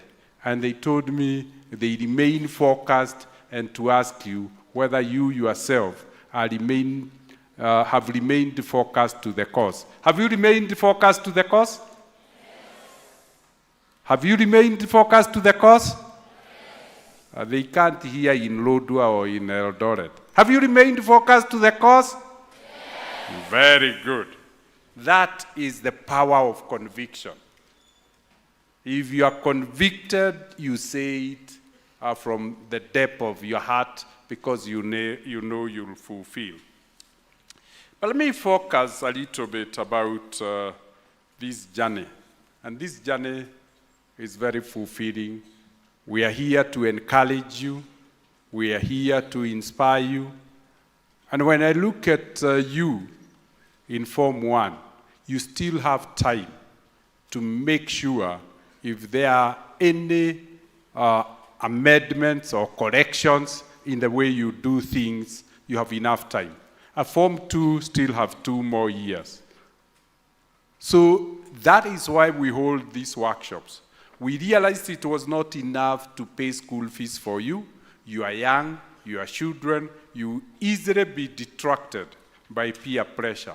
And you can easily forget as a child that this program is an opportunity for you to change your course and to ensure your past doesn't continue to influence your future. Ensure your future is not a continuation of your past. This is an opportunity to redefine yourself. And it takes devotion and dedication and commitment to the ambition and the dream of the change you want to see in your life. Human beings are given incredible capability because they are intelligent. And when you are intelligent, you can listen, you can rationalize things and say, these are my circumstances. I don't like my circumstances, but I've been given a path out of my circumstances. And there is no better gift that you could ever have been given that could really help you to change the course and your destiny. So these congresses is to help to keep you focused, to remain focused to that ambition and that burning dream you had in Form 1 when you were applying for this program. The Kenya government saw the power of this program when it was Wings to Fly, and together with the World Bank and global partners for education, they scaled the program with Elimu scholarships. And the combined force, we now have reached 60,000 scholars. If we thought we had made a difference, we now have made a significant difference. This is an impactful program. But it is not the 60,000 that matters. It's you, the one, the power of one. Because each of you comes from a family. We don't want one family to be left behind, but you are the agent of transforming your family. And I want to remind you, while you sit here together, each of you belongs to individual families. And that is why we are interested in you as an individual, not to you as 60,000, because we know we want to make a difference in each and every family and each and every village that you come from. It would be sad and unfortunate to fail to change your life when up to the age of 18, because these scholarships are up to age of 18. We got you when you are 14, and 4 years will be 18. Only 18. We're asking a sacrifice for 4 years, but a sacrifice that will shape the next 85 of your years. And that is why we implore on you to do whatever it takes to pay the sacrifice that you need to pay to make sure the rest of your 85 years are different from the 14 years you had before applying for this course. It may be heavy today, but I need to hold the mirror to you. A mirror never lies. It tells you the truth. This week, and the reason I'm going from one region to the other, to make sure I speak to each of you as a person, is to hold the mirror. That you had a dream. You had an ambition. That fire needs to remain for the 4 years so that you can accomplish the dream. Don't get detracted. Don't get detracted, because you lose the prize. And the prize is the change in your lives. If all of us are assembled because of you, how much more would you as an individual need to do? And that's what we came to remind you. That it's your personal success. It's not our collective success. When you receive that certificate of A grade after Form 4, it will only bear your name. There will be no name Wings to Fly. There will be no name Elimu scholarship program. It will be very personalized to you, and that will be your key of unlocking the future, as the director told us. So it is imperative you match the ambitions and the commitment of your cheerleaders, those who really are supporting you, to see yourself successful. This scholarship was like charity, and you only win charity once. Charity is not won every other day. It's what causes the change is how you use your luck. It's how you use your luck. It's not the aspect of getting the scholarship that is important. It's how you use the scholarship that counts and that causes the change. By itself, the scholarship will not change you. It's the action, it's the decisions that you make because you have this scholarship. This scholarship is to empower you to do what you need to do for a better life. And equity will have fulfilled its mission.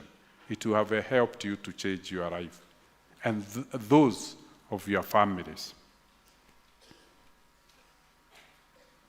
So midway for the Form 2s, we are reminding you. Quarterway for the Form 1s, we are reminding you. You still have time. You're not like Form 3s and Form 4s. You have only cut half of your tape. You have only cut a quarter of your tape. What do you do with the remaining time before you do your exam in Form 4? It's what will determine the value of this Congress, where we have looked for people who can inspire you, people who can remind you, people who could be honest with you and tell you what this course is all about. Now, we said the theme of this program is about educate, empower, and lead. Now, education starts with being provided with information. And that is why we said information is not enough. You analyze, you synthesize that information, it becomes knowledge. You apply the knowledge, you become empowered. You must convert it.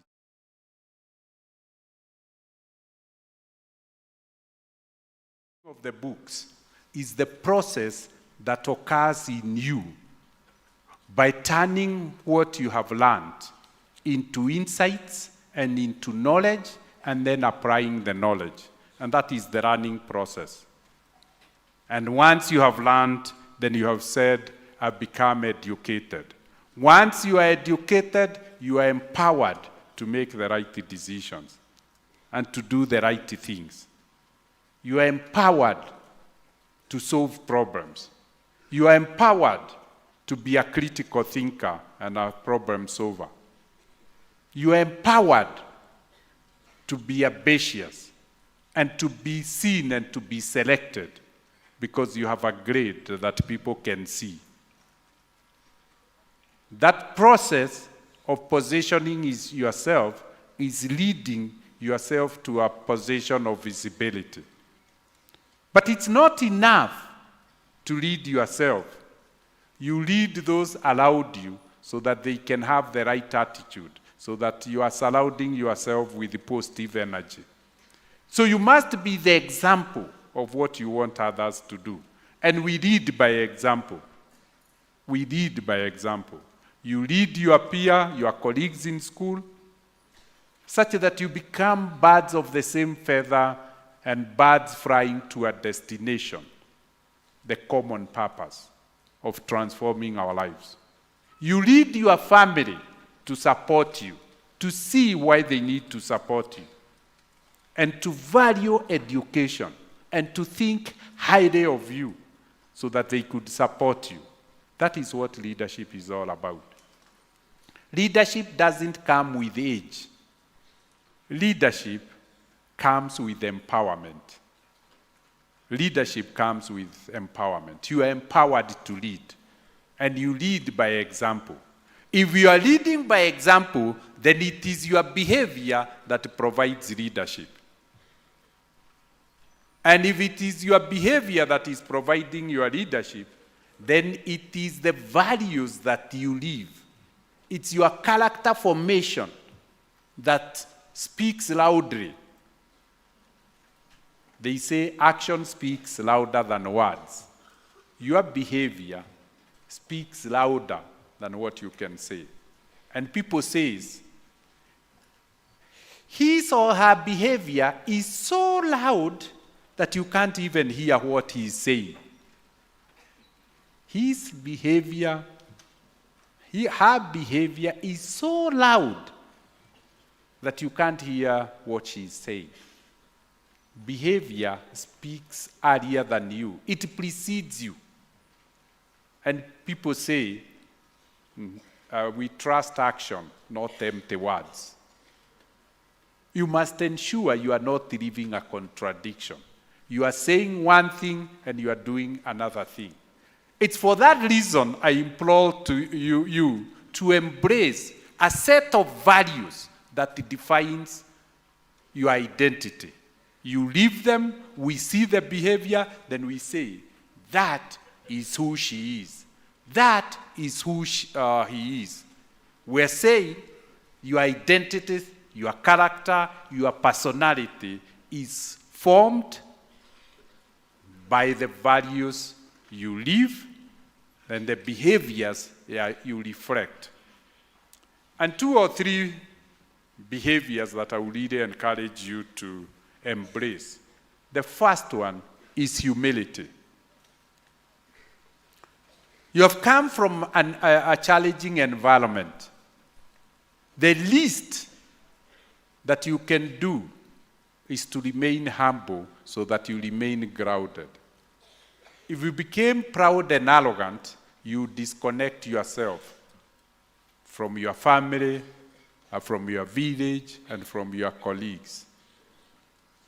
It is important you remain grounded, simple and down to earth, so that you remain grounded and you remain connected with the family, with the village, with the classmates and age mates. There is nothing as powerful and adorable like humility, particularly for gifted people like you. You are a leader in the class, you shine in the class. To be admired is not because of your causes, but it's because of your simplicity, your honesty and humility, and empathy for others. So let me add the third value, empathy. This program is about partners showing empathy to your circumstances and believing they can do something about it to change your circumstances. You cannot give what you don't have. One of the things we have given you in abundance is empathy.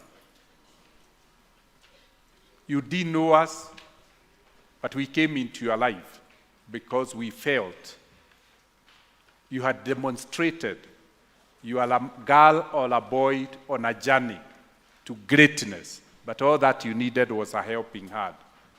What we gave you is assistance. We gave you assistance because we empathized with your situation. If it pleases you that we came to your life, it will please others if you go the same way. And because you have received in abundance, please give it generously. Be a person of empathy. Be a person who have a softer feeling towards others. Somebody who seeks not to be understood, but to understand others. Seek not to be understood, but to understand others. That is how empathy, humility comes around. Don't seek to be the standard. Seek to understand others.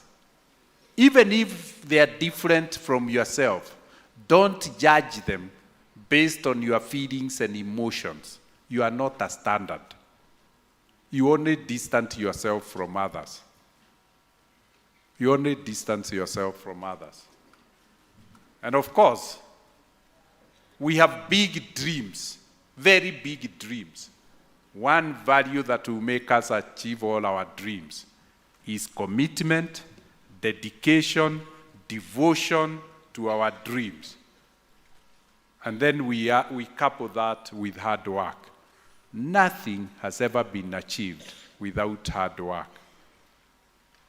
I know I may be repeating what you have heard and you have been told, but I'm repeating because it's important. We are saying the same things because those are the important things at this age of your life, is to pursue your education and to build your character. Let me say, you will not be successful because of an A grade. You'll be successful because of an A grade and a strength of character. That is when you have a success. Success happens at the intersection of values, character, personality, and knowledge, which we are empowering ourselves through education. You are not trusted because you have an A grade. You are trusted because you are a trustworthy person, because you are reliable, because you are dependable. All those are characteristics of character, and character is seen from the values we live, and we say it's your behavior. So I want to implore you to appreciate it is not enough to have good grades. You must be a good person. And a good person is one who can be relied on, one who can be trusted, one who is reliable, one who is dependable, simple, down to earth, humble person. That's the person we are looking for. And that is the person the world is looking for.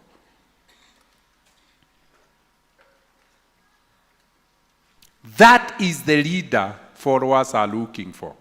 Your greatness, because we are working to make you leaders, will be determined by the passion and enthusiasm of your followers.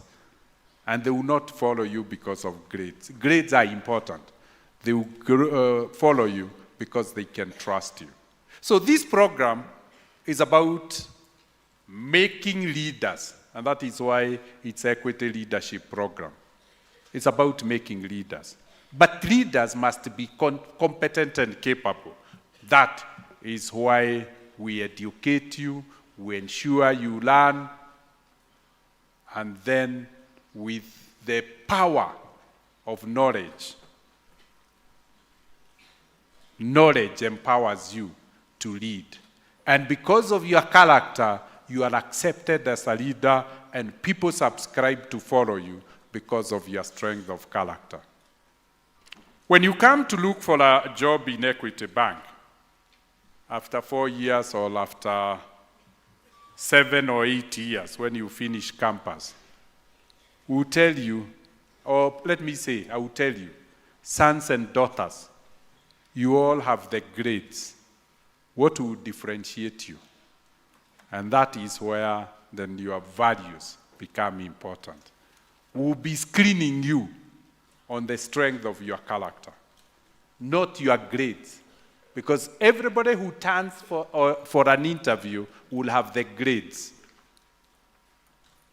But not everybody who turns for the interview will be reliable, dependable, and easy to live with.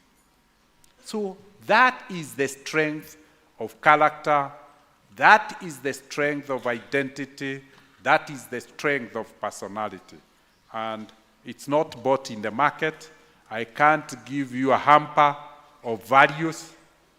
Values, you have to live them. Values are not uniform that I can buy for you.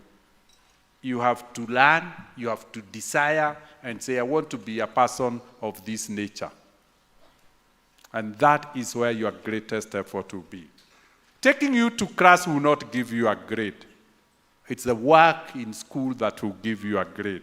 And those two are your big, big responsibilities. Now, I want the chaplains who are seated with us to move forward and go behind the cameras. The chaplains, if you can.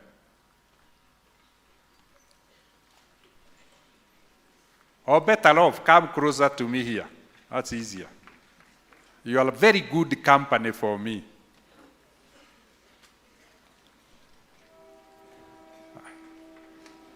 Thank you very much. Come, come, come.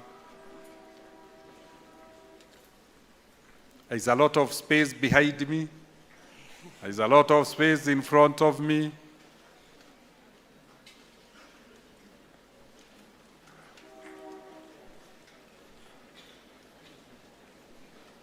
I said they come here because the camera can see them. You can see all of them.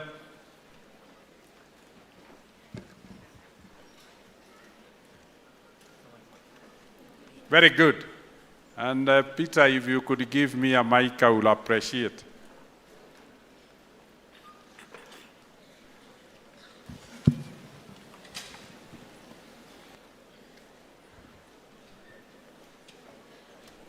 Wow, wow. If you can move a little bit to the back, can take the back row. Now, if you look at the chaplains as they come, a few years ago, all these chaplains were seated where you are. They were talked to, they listened, they understood, but more importantly, they acted. These are frontiers from universities just to come and look after their siblings. They're just here to look after their siblings. They are not here because they are educated. They are here because they have love. What they are giving is love. They are here because they have empathy. What they are giving is empathy. They are here because they are proud that they never wasted their time. When they were given a chance, they used the opportunity exceptionally well. And they take pride of their scholarship. The scholarship produced results. And we can see the results, the pride. They are walking with their heads high. Please move in. Move up. Why don't you move in? Why are you blocking? Please move yourself, move. I know you want the camera, but please. Very good. We'll ask the camera to move that side. Let's say move. Please move. Come in. Come up. So if you look at them, and that's why I called them. They were seated where you are seated various years. They got the scholarship. They worked very hard. They are now at university or they have finished. They developed strong character, one of pride, esteem, that they are not ashamed to say they were educated through a scholarship. They developed humanity, the virtue of humanness, thinking and caring about one another. And as a result of caring one another, they're extending that care to you. Now you can imagine they are not being paid. And for a whole week, they have taken off from their studies. They are studying at night when you sleep. During the day, they are looking after you. They are ensuring things happen the right way. They are nurturing you. They are coaching you in small groups. Why? Because they are accomplished. I'm sure you have not seen anybody who never made it volunteer because they can't come any longer in public. They are ashamed that they got a scholarship but never made use of it. I want to invite one or two. Because you refuse to move, I'll give you the mic. Tell them your story. Good evening. You can use this. Good evening. How are you? Yeah. Back then, in 2015. 2015 is when he was in Form 1? Yeah. Aha. In 2015, 9 years ago. Yes. In 2015, I was in Form 1, and I remember... Which school? Kisumu Boys High School. Don't be economical with the information. Kisumu Boys, yeah. Yes, Kisumu Boys High School is where I joined my Form 1, and I did it till Form 4. I remember back then in 2018, I was seated right there. Right there. He can remember the seat. Yes. It has been a very nice journey. Journey, you finished Form 4, got? I got a B+. Got a B+. Let's put our hands together. And proceeded? I proceeded to Mount Kenya University. Mount Kenya University, which year? I'm now in the 5th year. He is in the 5th year. Now, when you are in a 5th year, so what are you doing? I'm doing a bachelor in electrical and electronics engineering. Electrical and electronic engineering. But you can see, he's sacrificing. Instead of being school, this is your final year. Yeah. This is his final year. And instead of preparing, he's coming to prepare you so that you can have a similar journey. That 9 years later, you'll be saying, I sat on that seat. I heard it being said. I worked hard. I changed myself. This epitomize what we are talking about. Hard work and values. If he didn't have values, the right values, he would not be here. He could have just taken the course. He could not show gratitude. But look at how much gratitude he is showing by giving back. And if you thought it was only boys, let's hear of a girl. Hi. Hello. I'm Reha Boydhe-Rambogwa, joined Wings to Fly back in 2018. Went to St. Chief Koinange Girls High School, got a B plane, studying at Zitech University, pursuing a... Thank you. I'm now pursuing a Bachelor's of Science in Media and Digital Communications. Wow. Media and Digital Communication. And we had which school? Chief Koinange High School. Whether it is Kisumu, whether it is Kiambu, the schools don't matter. Please don't use the school as an excuse. Schools don't sit for exams. It is students who sing for the exam. Come, my daughter.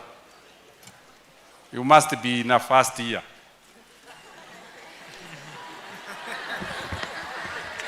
I hope you are. Yeah, I'm in first year. So I couldn't. I know my children very well. Hold the mic for yourself. Tell us the story. Hi, everyone.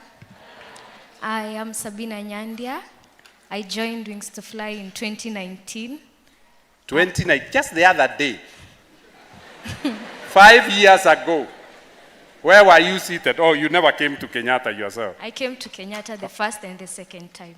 First time and second Congress? Yeah. Where were you seated? I always sat at the ground floor.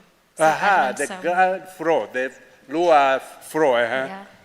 I went to Mary Hill Girls High School. Mary Hill Girls? Yeah. And I got a B+. A B+.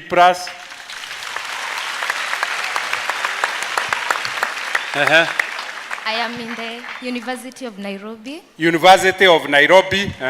Studying agriculture science. Actuarial science. So you can see, it's not your height, it's not your shortness, it's your grades that really count. Actuarial science. So you already have a job with Equity Insurance waiting for you. Let's put our hearts together for the actuarialist.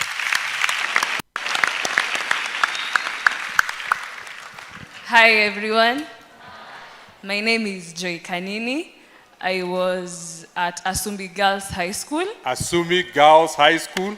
I got a B+ of 73 points. She even knows the point, 73. I am currently at the Technical University of Kenya. Technical, not theoretical university. Pursuing a Bachelor of Science in Accountancy. Accountancy, like Dr. James Mwangi. Now, that is it. Let me hear maybe the last one. Yes, good evening. Yes, Daniel Kimaru. I was at Thika High School. Do you know Chairman Professor Macharia went to Thika High School? Yes, he told us during his speech. Oh, he told you? Yes. I finished in 2019. 2019? Yes, I got an A of 82 points. Aha!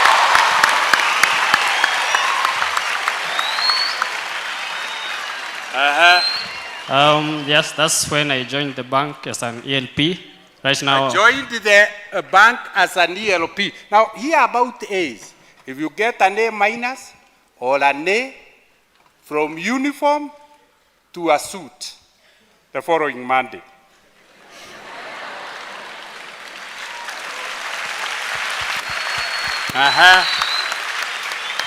And from a pocket money of 125 shillings every month to a salary of 40,000 shillings every month. 40,000 shillings.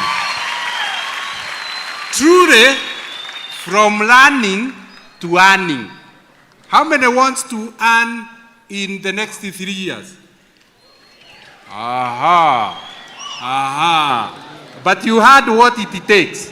It takes a score of an A or an A minus. Yes, currently I'm joining my 5th year in September, undertaking aeronautical engineering at Technical University of Kenya. Aeronautical engineering? Yes. What is that? Accountants don't know many things. We are engineering or designing aeroplanes. Now, yes. Okay.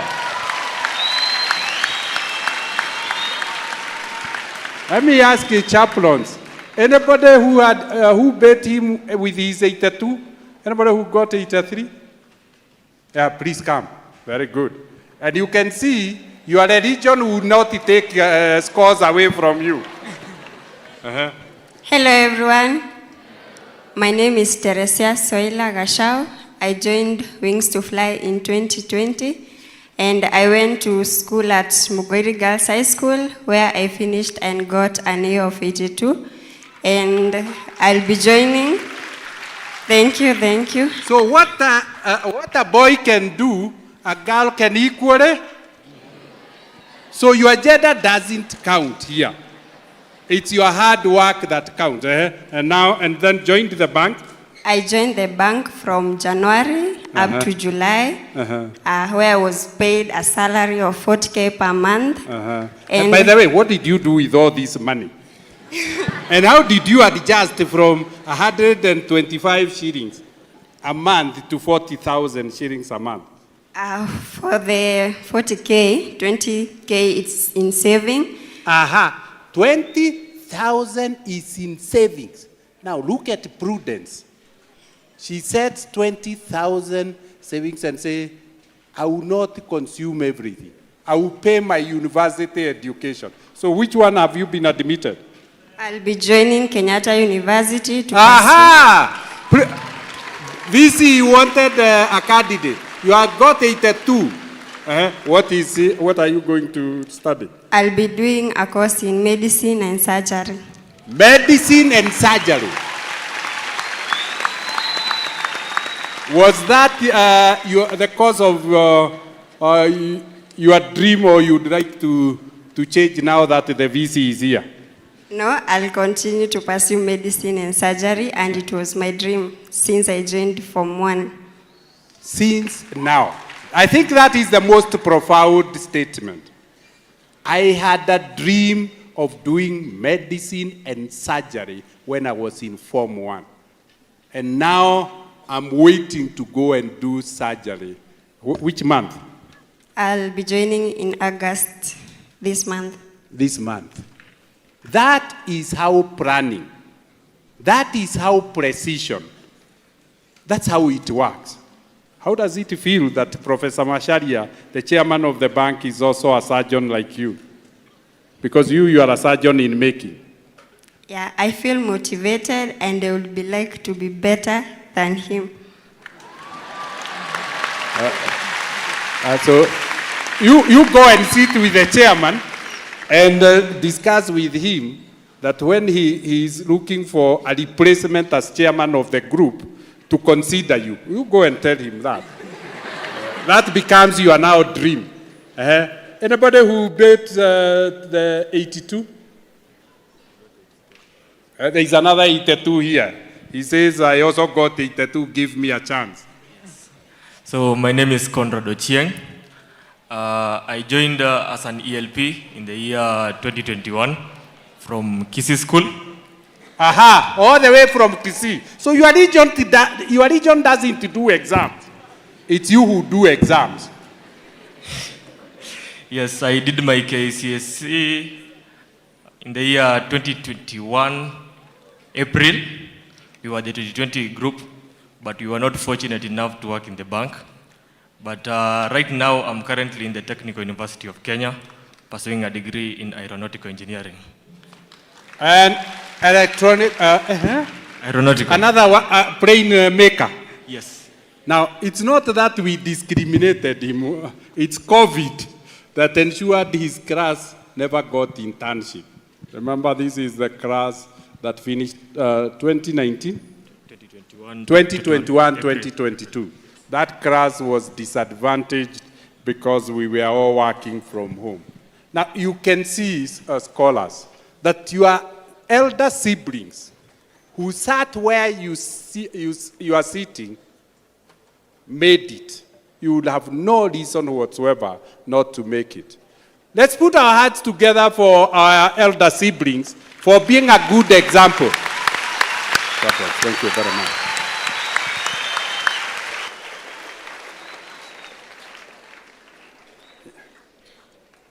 Yeah, you know, the wise one says, we are cut from the same cloth. The wings to fly, the Elimu scholars are all cut from the same cloth. So if they did it, you do it. That's my prediction. And that's my prophecy for you.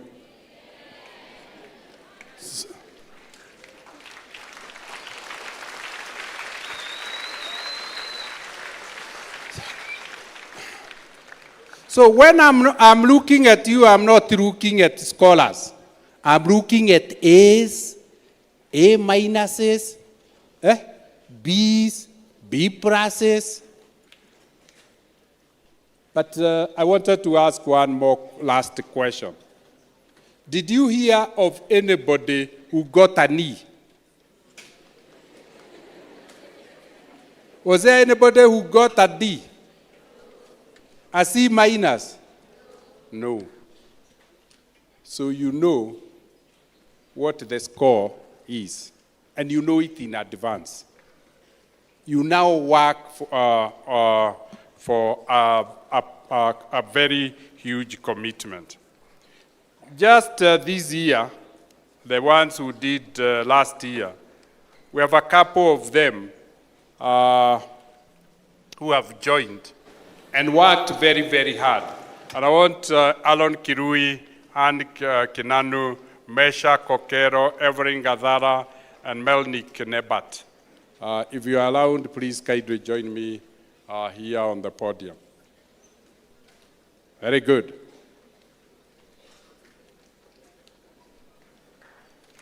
Galang, join me.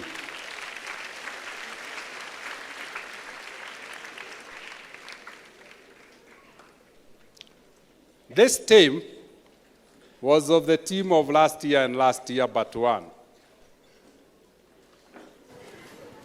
And they worked extra hard.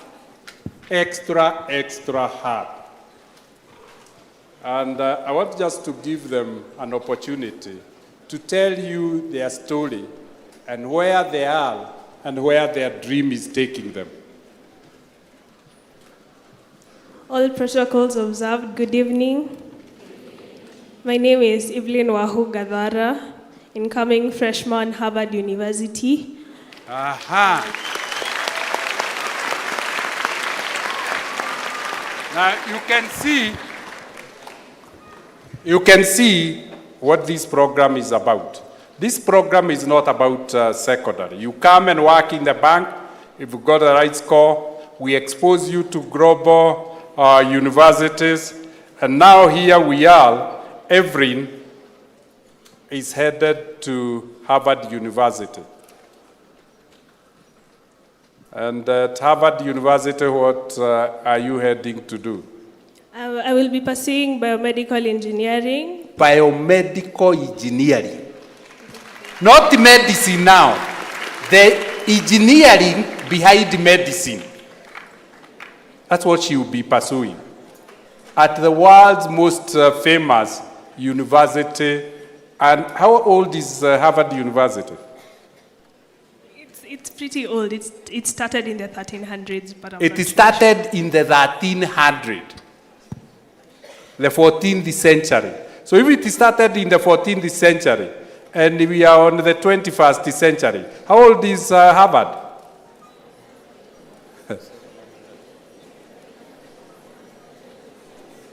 Is it 700 or 600 years? 700 years.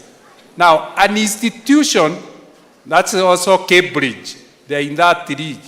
Now, these are the institutions that has perfected it, because practice makes perfect. Our universities are great, but the global universities are more endowed in resources.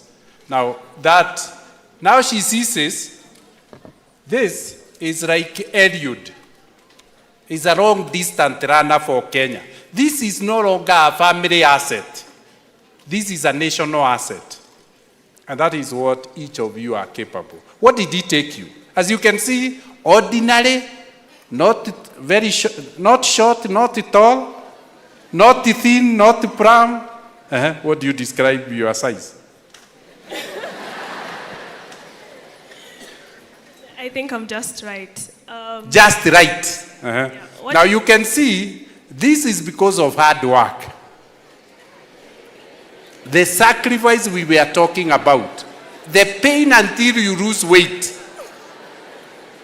But what did it take you beyond losing weight? I joined Alliance Girls High School. I worked hard and I became the top girl in the country in 2022. And that's how I joined Equity through the Equity Leaders Program. She was the best girl in the country.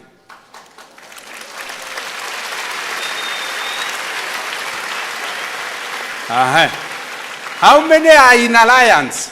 Raise your hand if you are in Alliance.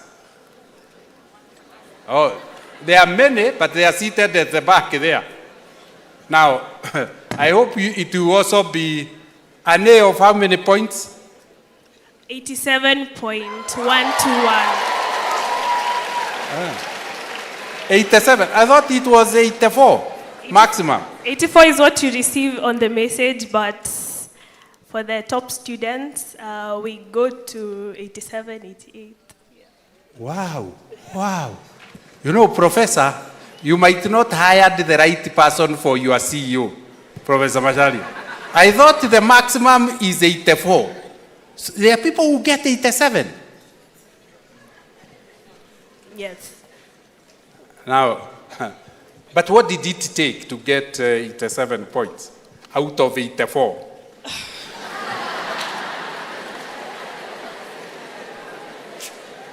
I will say hard work, persistence, and determination. And as you have told, humility. Consistency, persistence, predictability, hard work.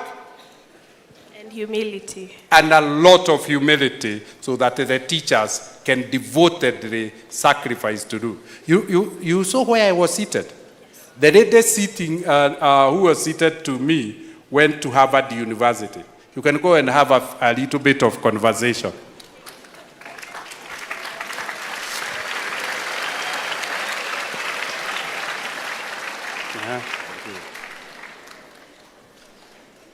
Good evening.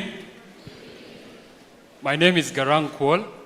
I went to... Garang. Do we have a Kenyan name by the name Garang?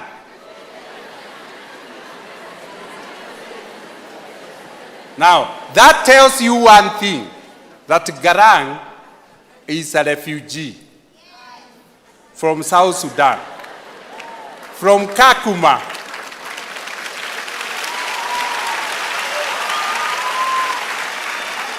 Galang, continue in short now. I've told your story. I went to Baringo High School. He went to Baringo High School from Kakuma. I managed to score an A grade and emerged the top student. Now we know an A of how many points? I managed to score an A of 82 points.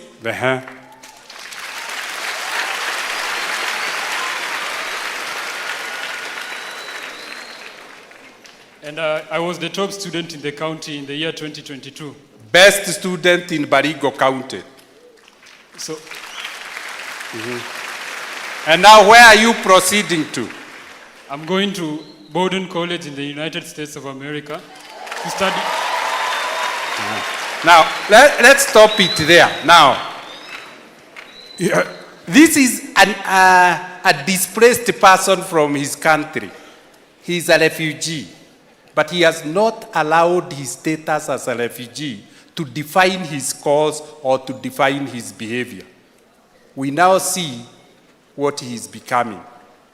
Fortunately enough, 2015, we had another ELP's Wings to Fly scholar from South Sudan. And again, we sent him to Canada on a scholarship. For the first time, he has returned to South Sudan as the central bank governor of South Sudan.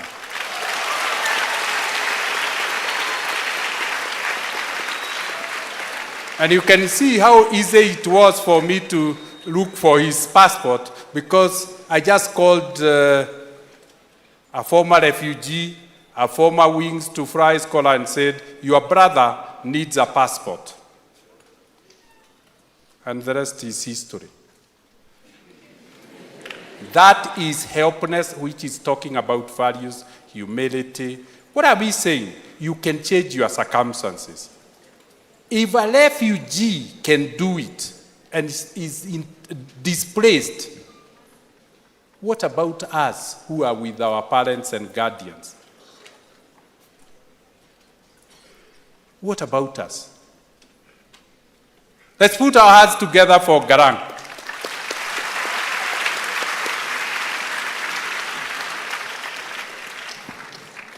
All protocols observed. Good afternoon. A little bit louder, we can't hear, so we are not responding. All protocol observed. Good afternoon. So my name is Kirui Aaron. I am also an incoming freshman, Harvard University.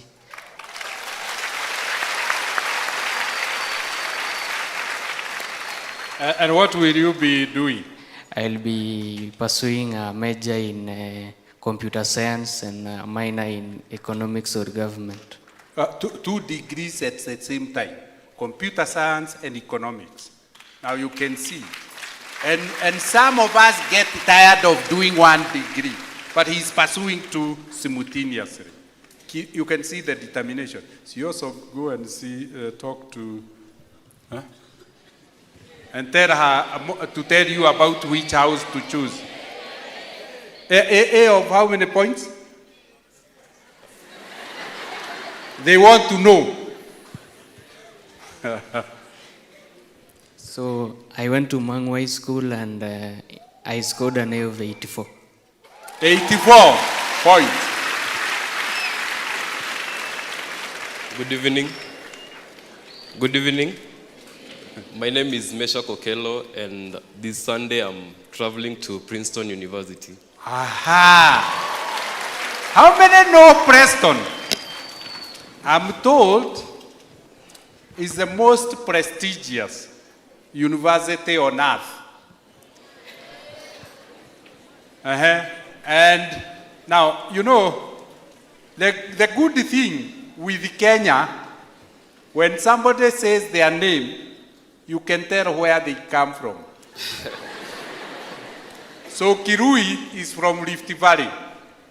Okero is from Nyanza. Wau is from Central. Now, intelligence is evenly distributed. So you have no excuse about where you come from. You can come from Nyanza and Western. You can come from Rift Valley. You can come from the mountains. Intelligence is evenly distributed. And you can hear it's different school. It's not one school. So you have no excuse of where you came from or the school you went. Yeah. How many points? I went to Kakamega High School and I did my KCSE in 2022. And out of the 800,000 candidates, I was second nationally with an airplane of 87 points. Come. 87. Yeah. Now, you can see 87 points. 87 doesn't discriminate gender. You can be a girl or a boy and you can get 87. And Preston University. Ambassador, did you go to Preston? Oh, you also went to Harvard? Yes. Wow. So you can see, but he knows Harvard a little bit. Oh, sorry. Oh, there are many people in Harvard. I will tell the story later. Very good. And what are you doing? I'm going to do computer science. Computer science. Thank you very much. And last but not least,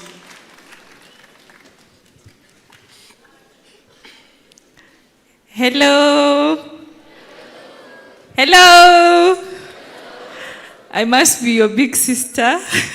I'm not joining school. I'm done with school, but going to do my master's at Tsinghua University, another Schwarzman scholarship to do a master's in global affairs. I went to Glasgow Caledonian University and the African Leadership University in Mauritius.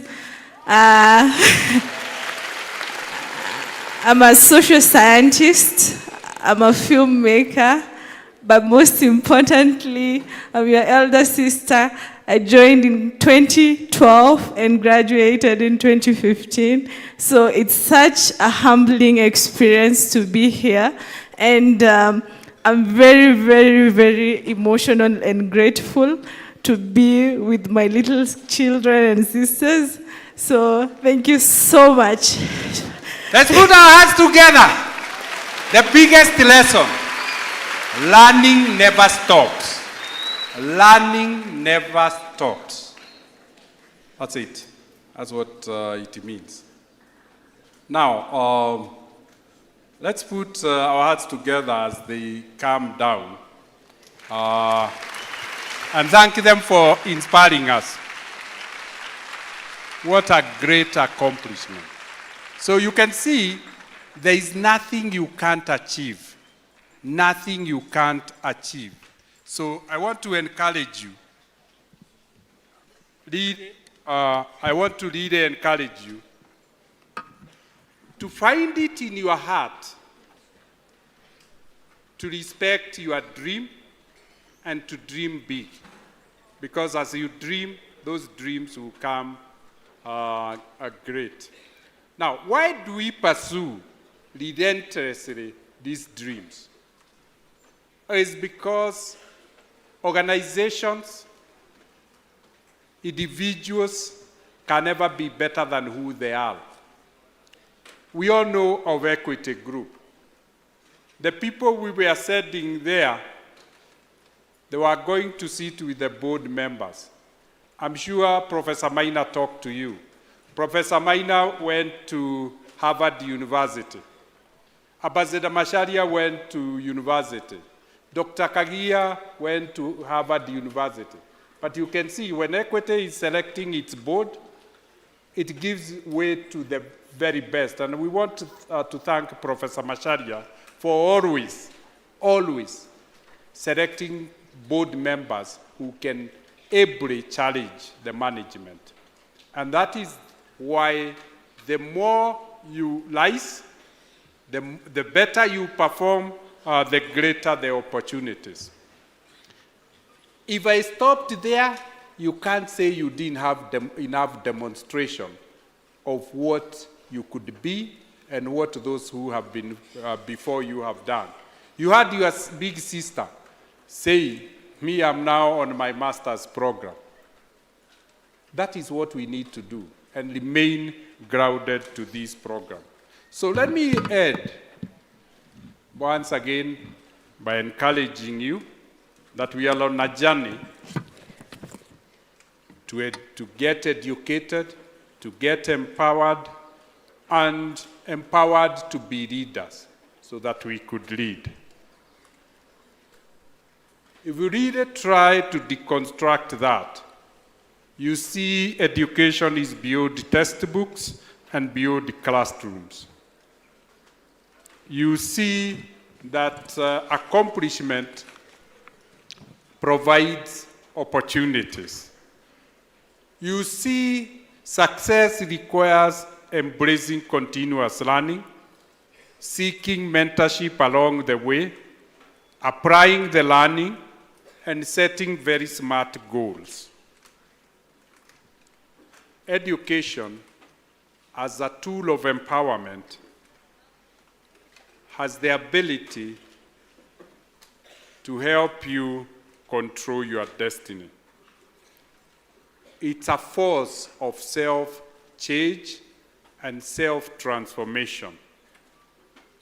It helps us to be more innovative, creative. It helps us to reflect, to analyze, and as a result, be able to solve challenging puzzles and complex problems. Education allows us to acquire the capability to lead others.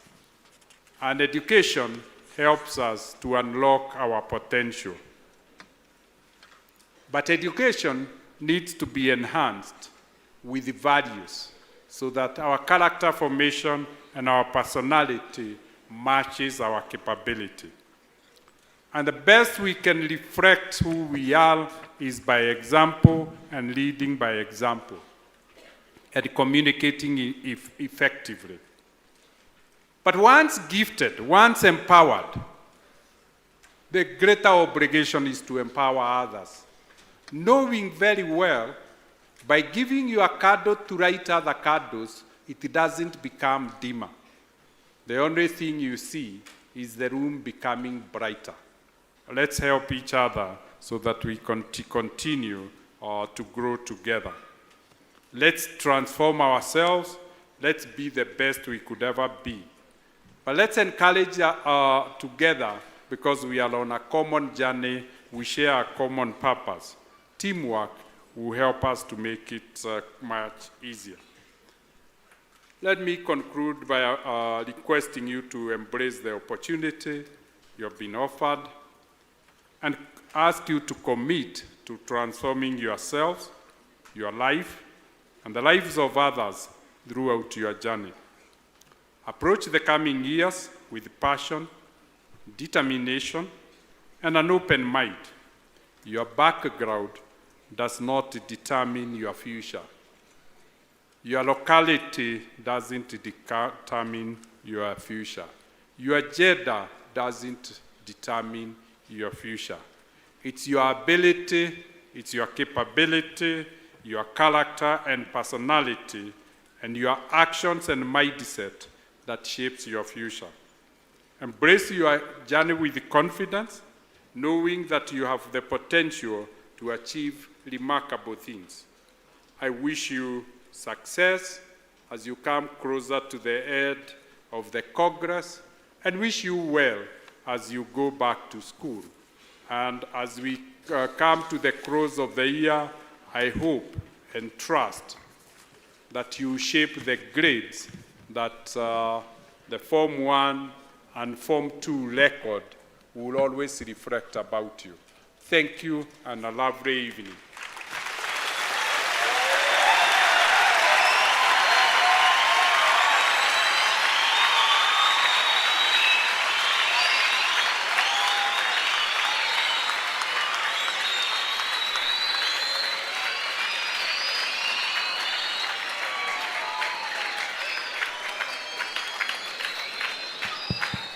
Bado. Ndio hiyo. Asante sana. Thank you. Asante sana.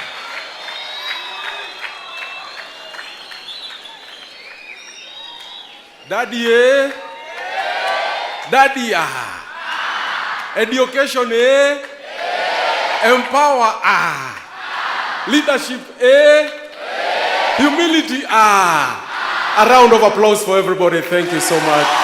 Asante sana.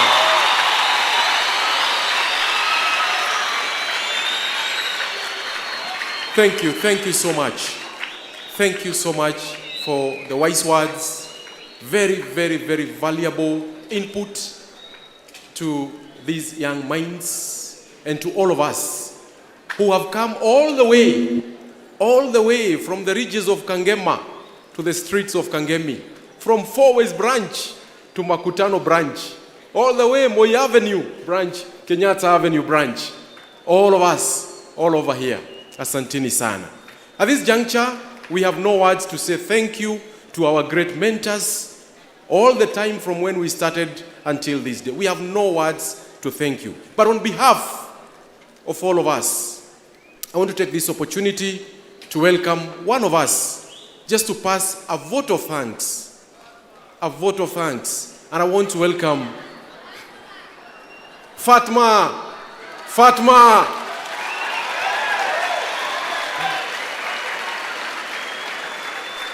That is Fatma Jafar from the Kenya-Ethiopia border in Wajir to give a vote of thanks on our behalf. Asante sana. Karibu sana Fatma. Asanteni sana. My name is called Fatma Jafar from the Eastern Branch from Alliance Girls High School. Thank you so much for all of you choosing me to speak on behalf of 3,115 all of you. I appreciate a lot. Thank you so much. It's from all the sponsors from Equity and Elimu Scholarship today I'm talking on behalf of them. Our chief guest, our daddy, dear Dr. James Mwangi, beloved education officials, our valued Wings to Fly partners, champions, Equity family, and my fellow scholars. We want to say a big thank you for the opportunity you have given us. On behalf of all of us, we promise not to take we promise not to take this for granted. We promise to be educated, empowered, and to lead our society to success. And we will surely pass and do our best. May God bless you all and keep you. Thank you once again. Thank you for giving us the wings to fly. We shall surely fly because the word wings to fly means I will fly. Thank you, Daddy. Dr. James Mwangi, thank you.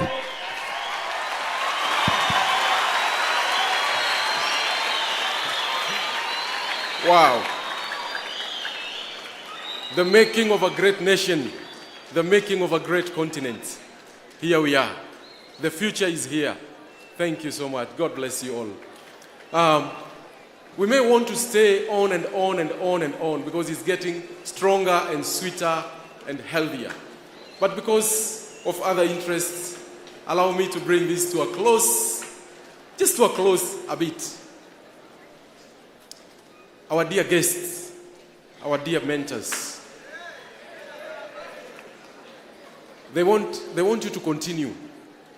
But I just want to put these few lines and say that even as all of us were listening to the good words and the kind counsel from all of you, amongst us, we have a group of special needs scholars.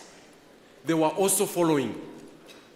And we want to take a special moment to thank our interpreters for the special needs. And this is Dorcas Mombi, Winnie Mbesa Mwilu, and Hannah Wairimo, who are our interpreters in the sign language. Thank you so much. Asante sana. Ladies and gentlemen, wonderful scholars, allow us to bring this to a close for now. I'll ask you to kindly be upstanding.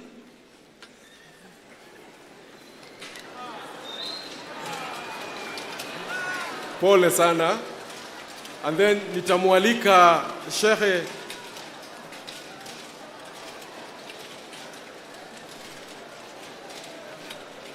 Nitamualika Shehe Ali, ataweza kutufungia kwa dua la kufunga, atatuongoza kwa maombi na sala ya jioni ya kuweza kufunga kongamano hili kwa saa hii.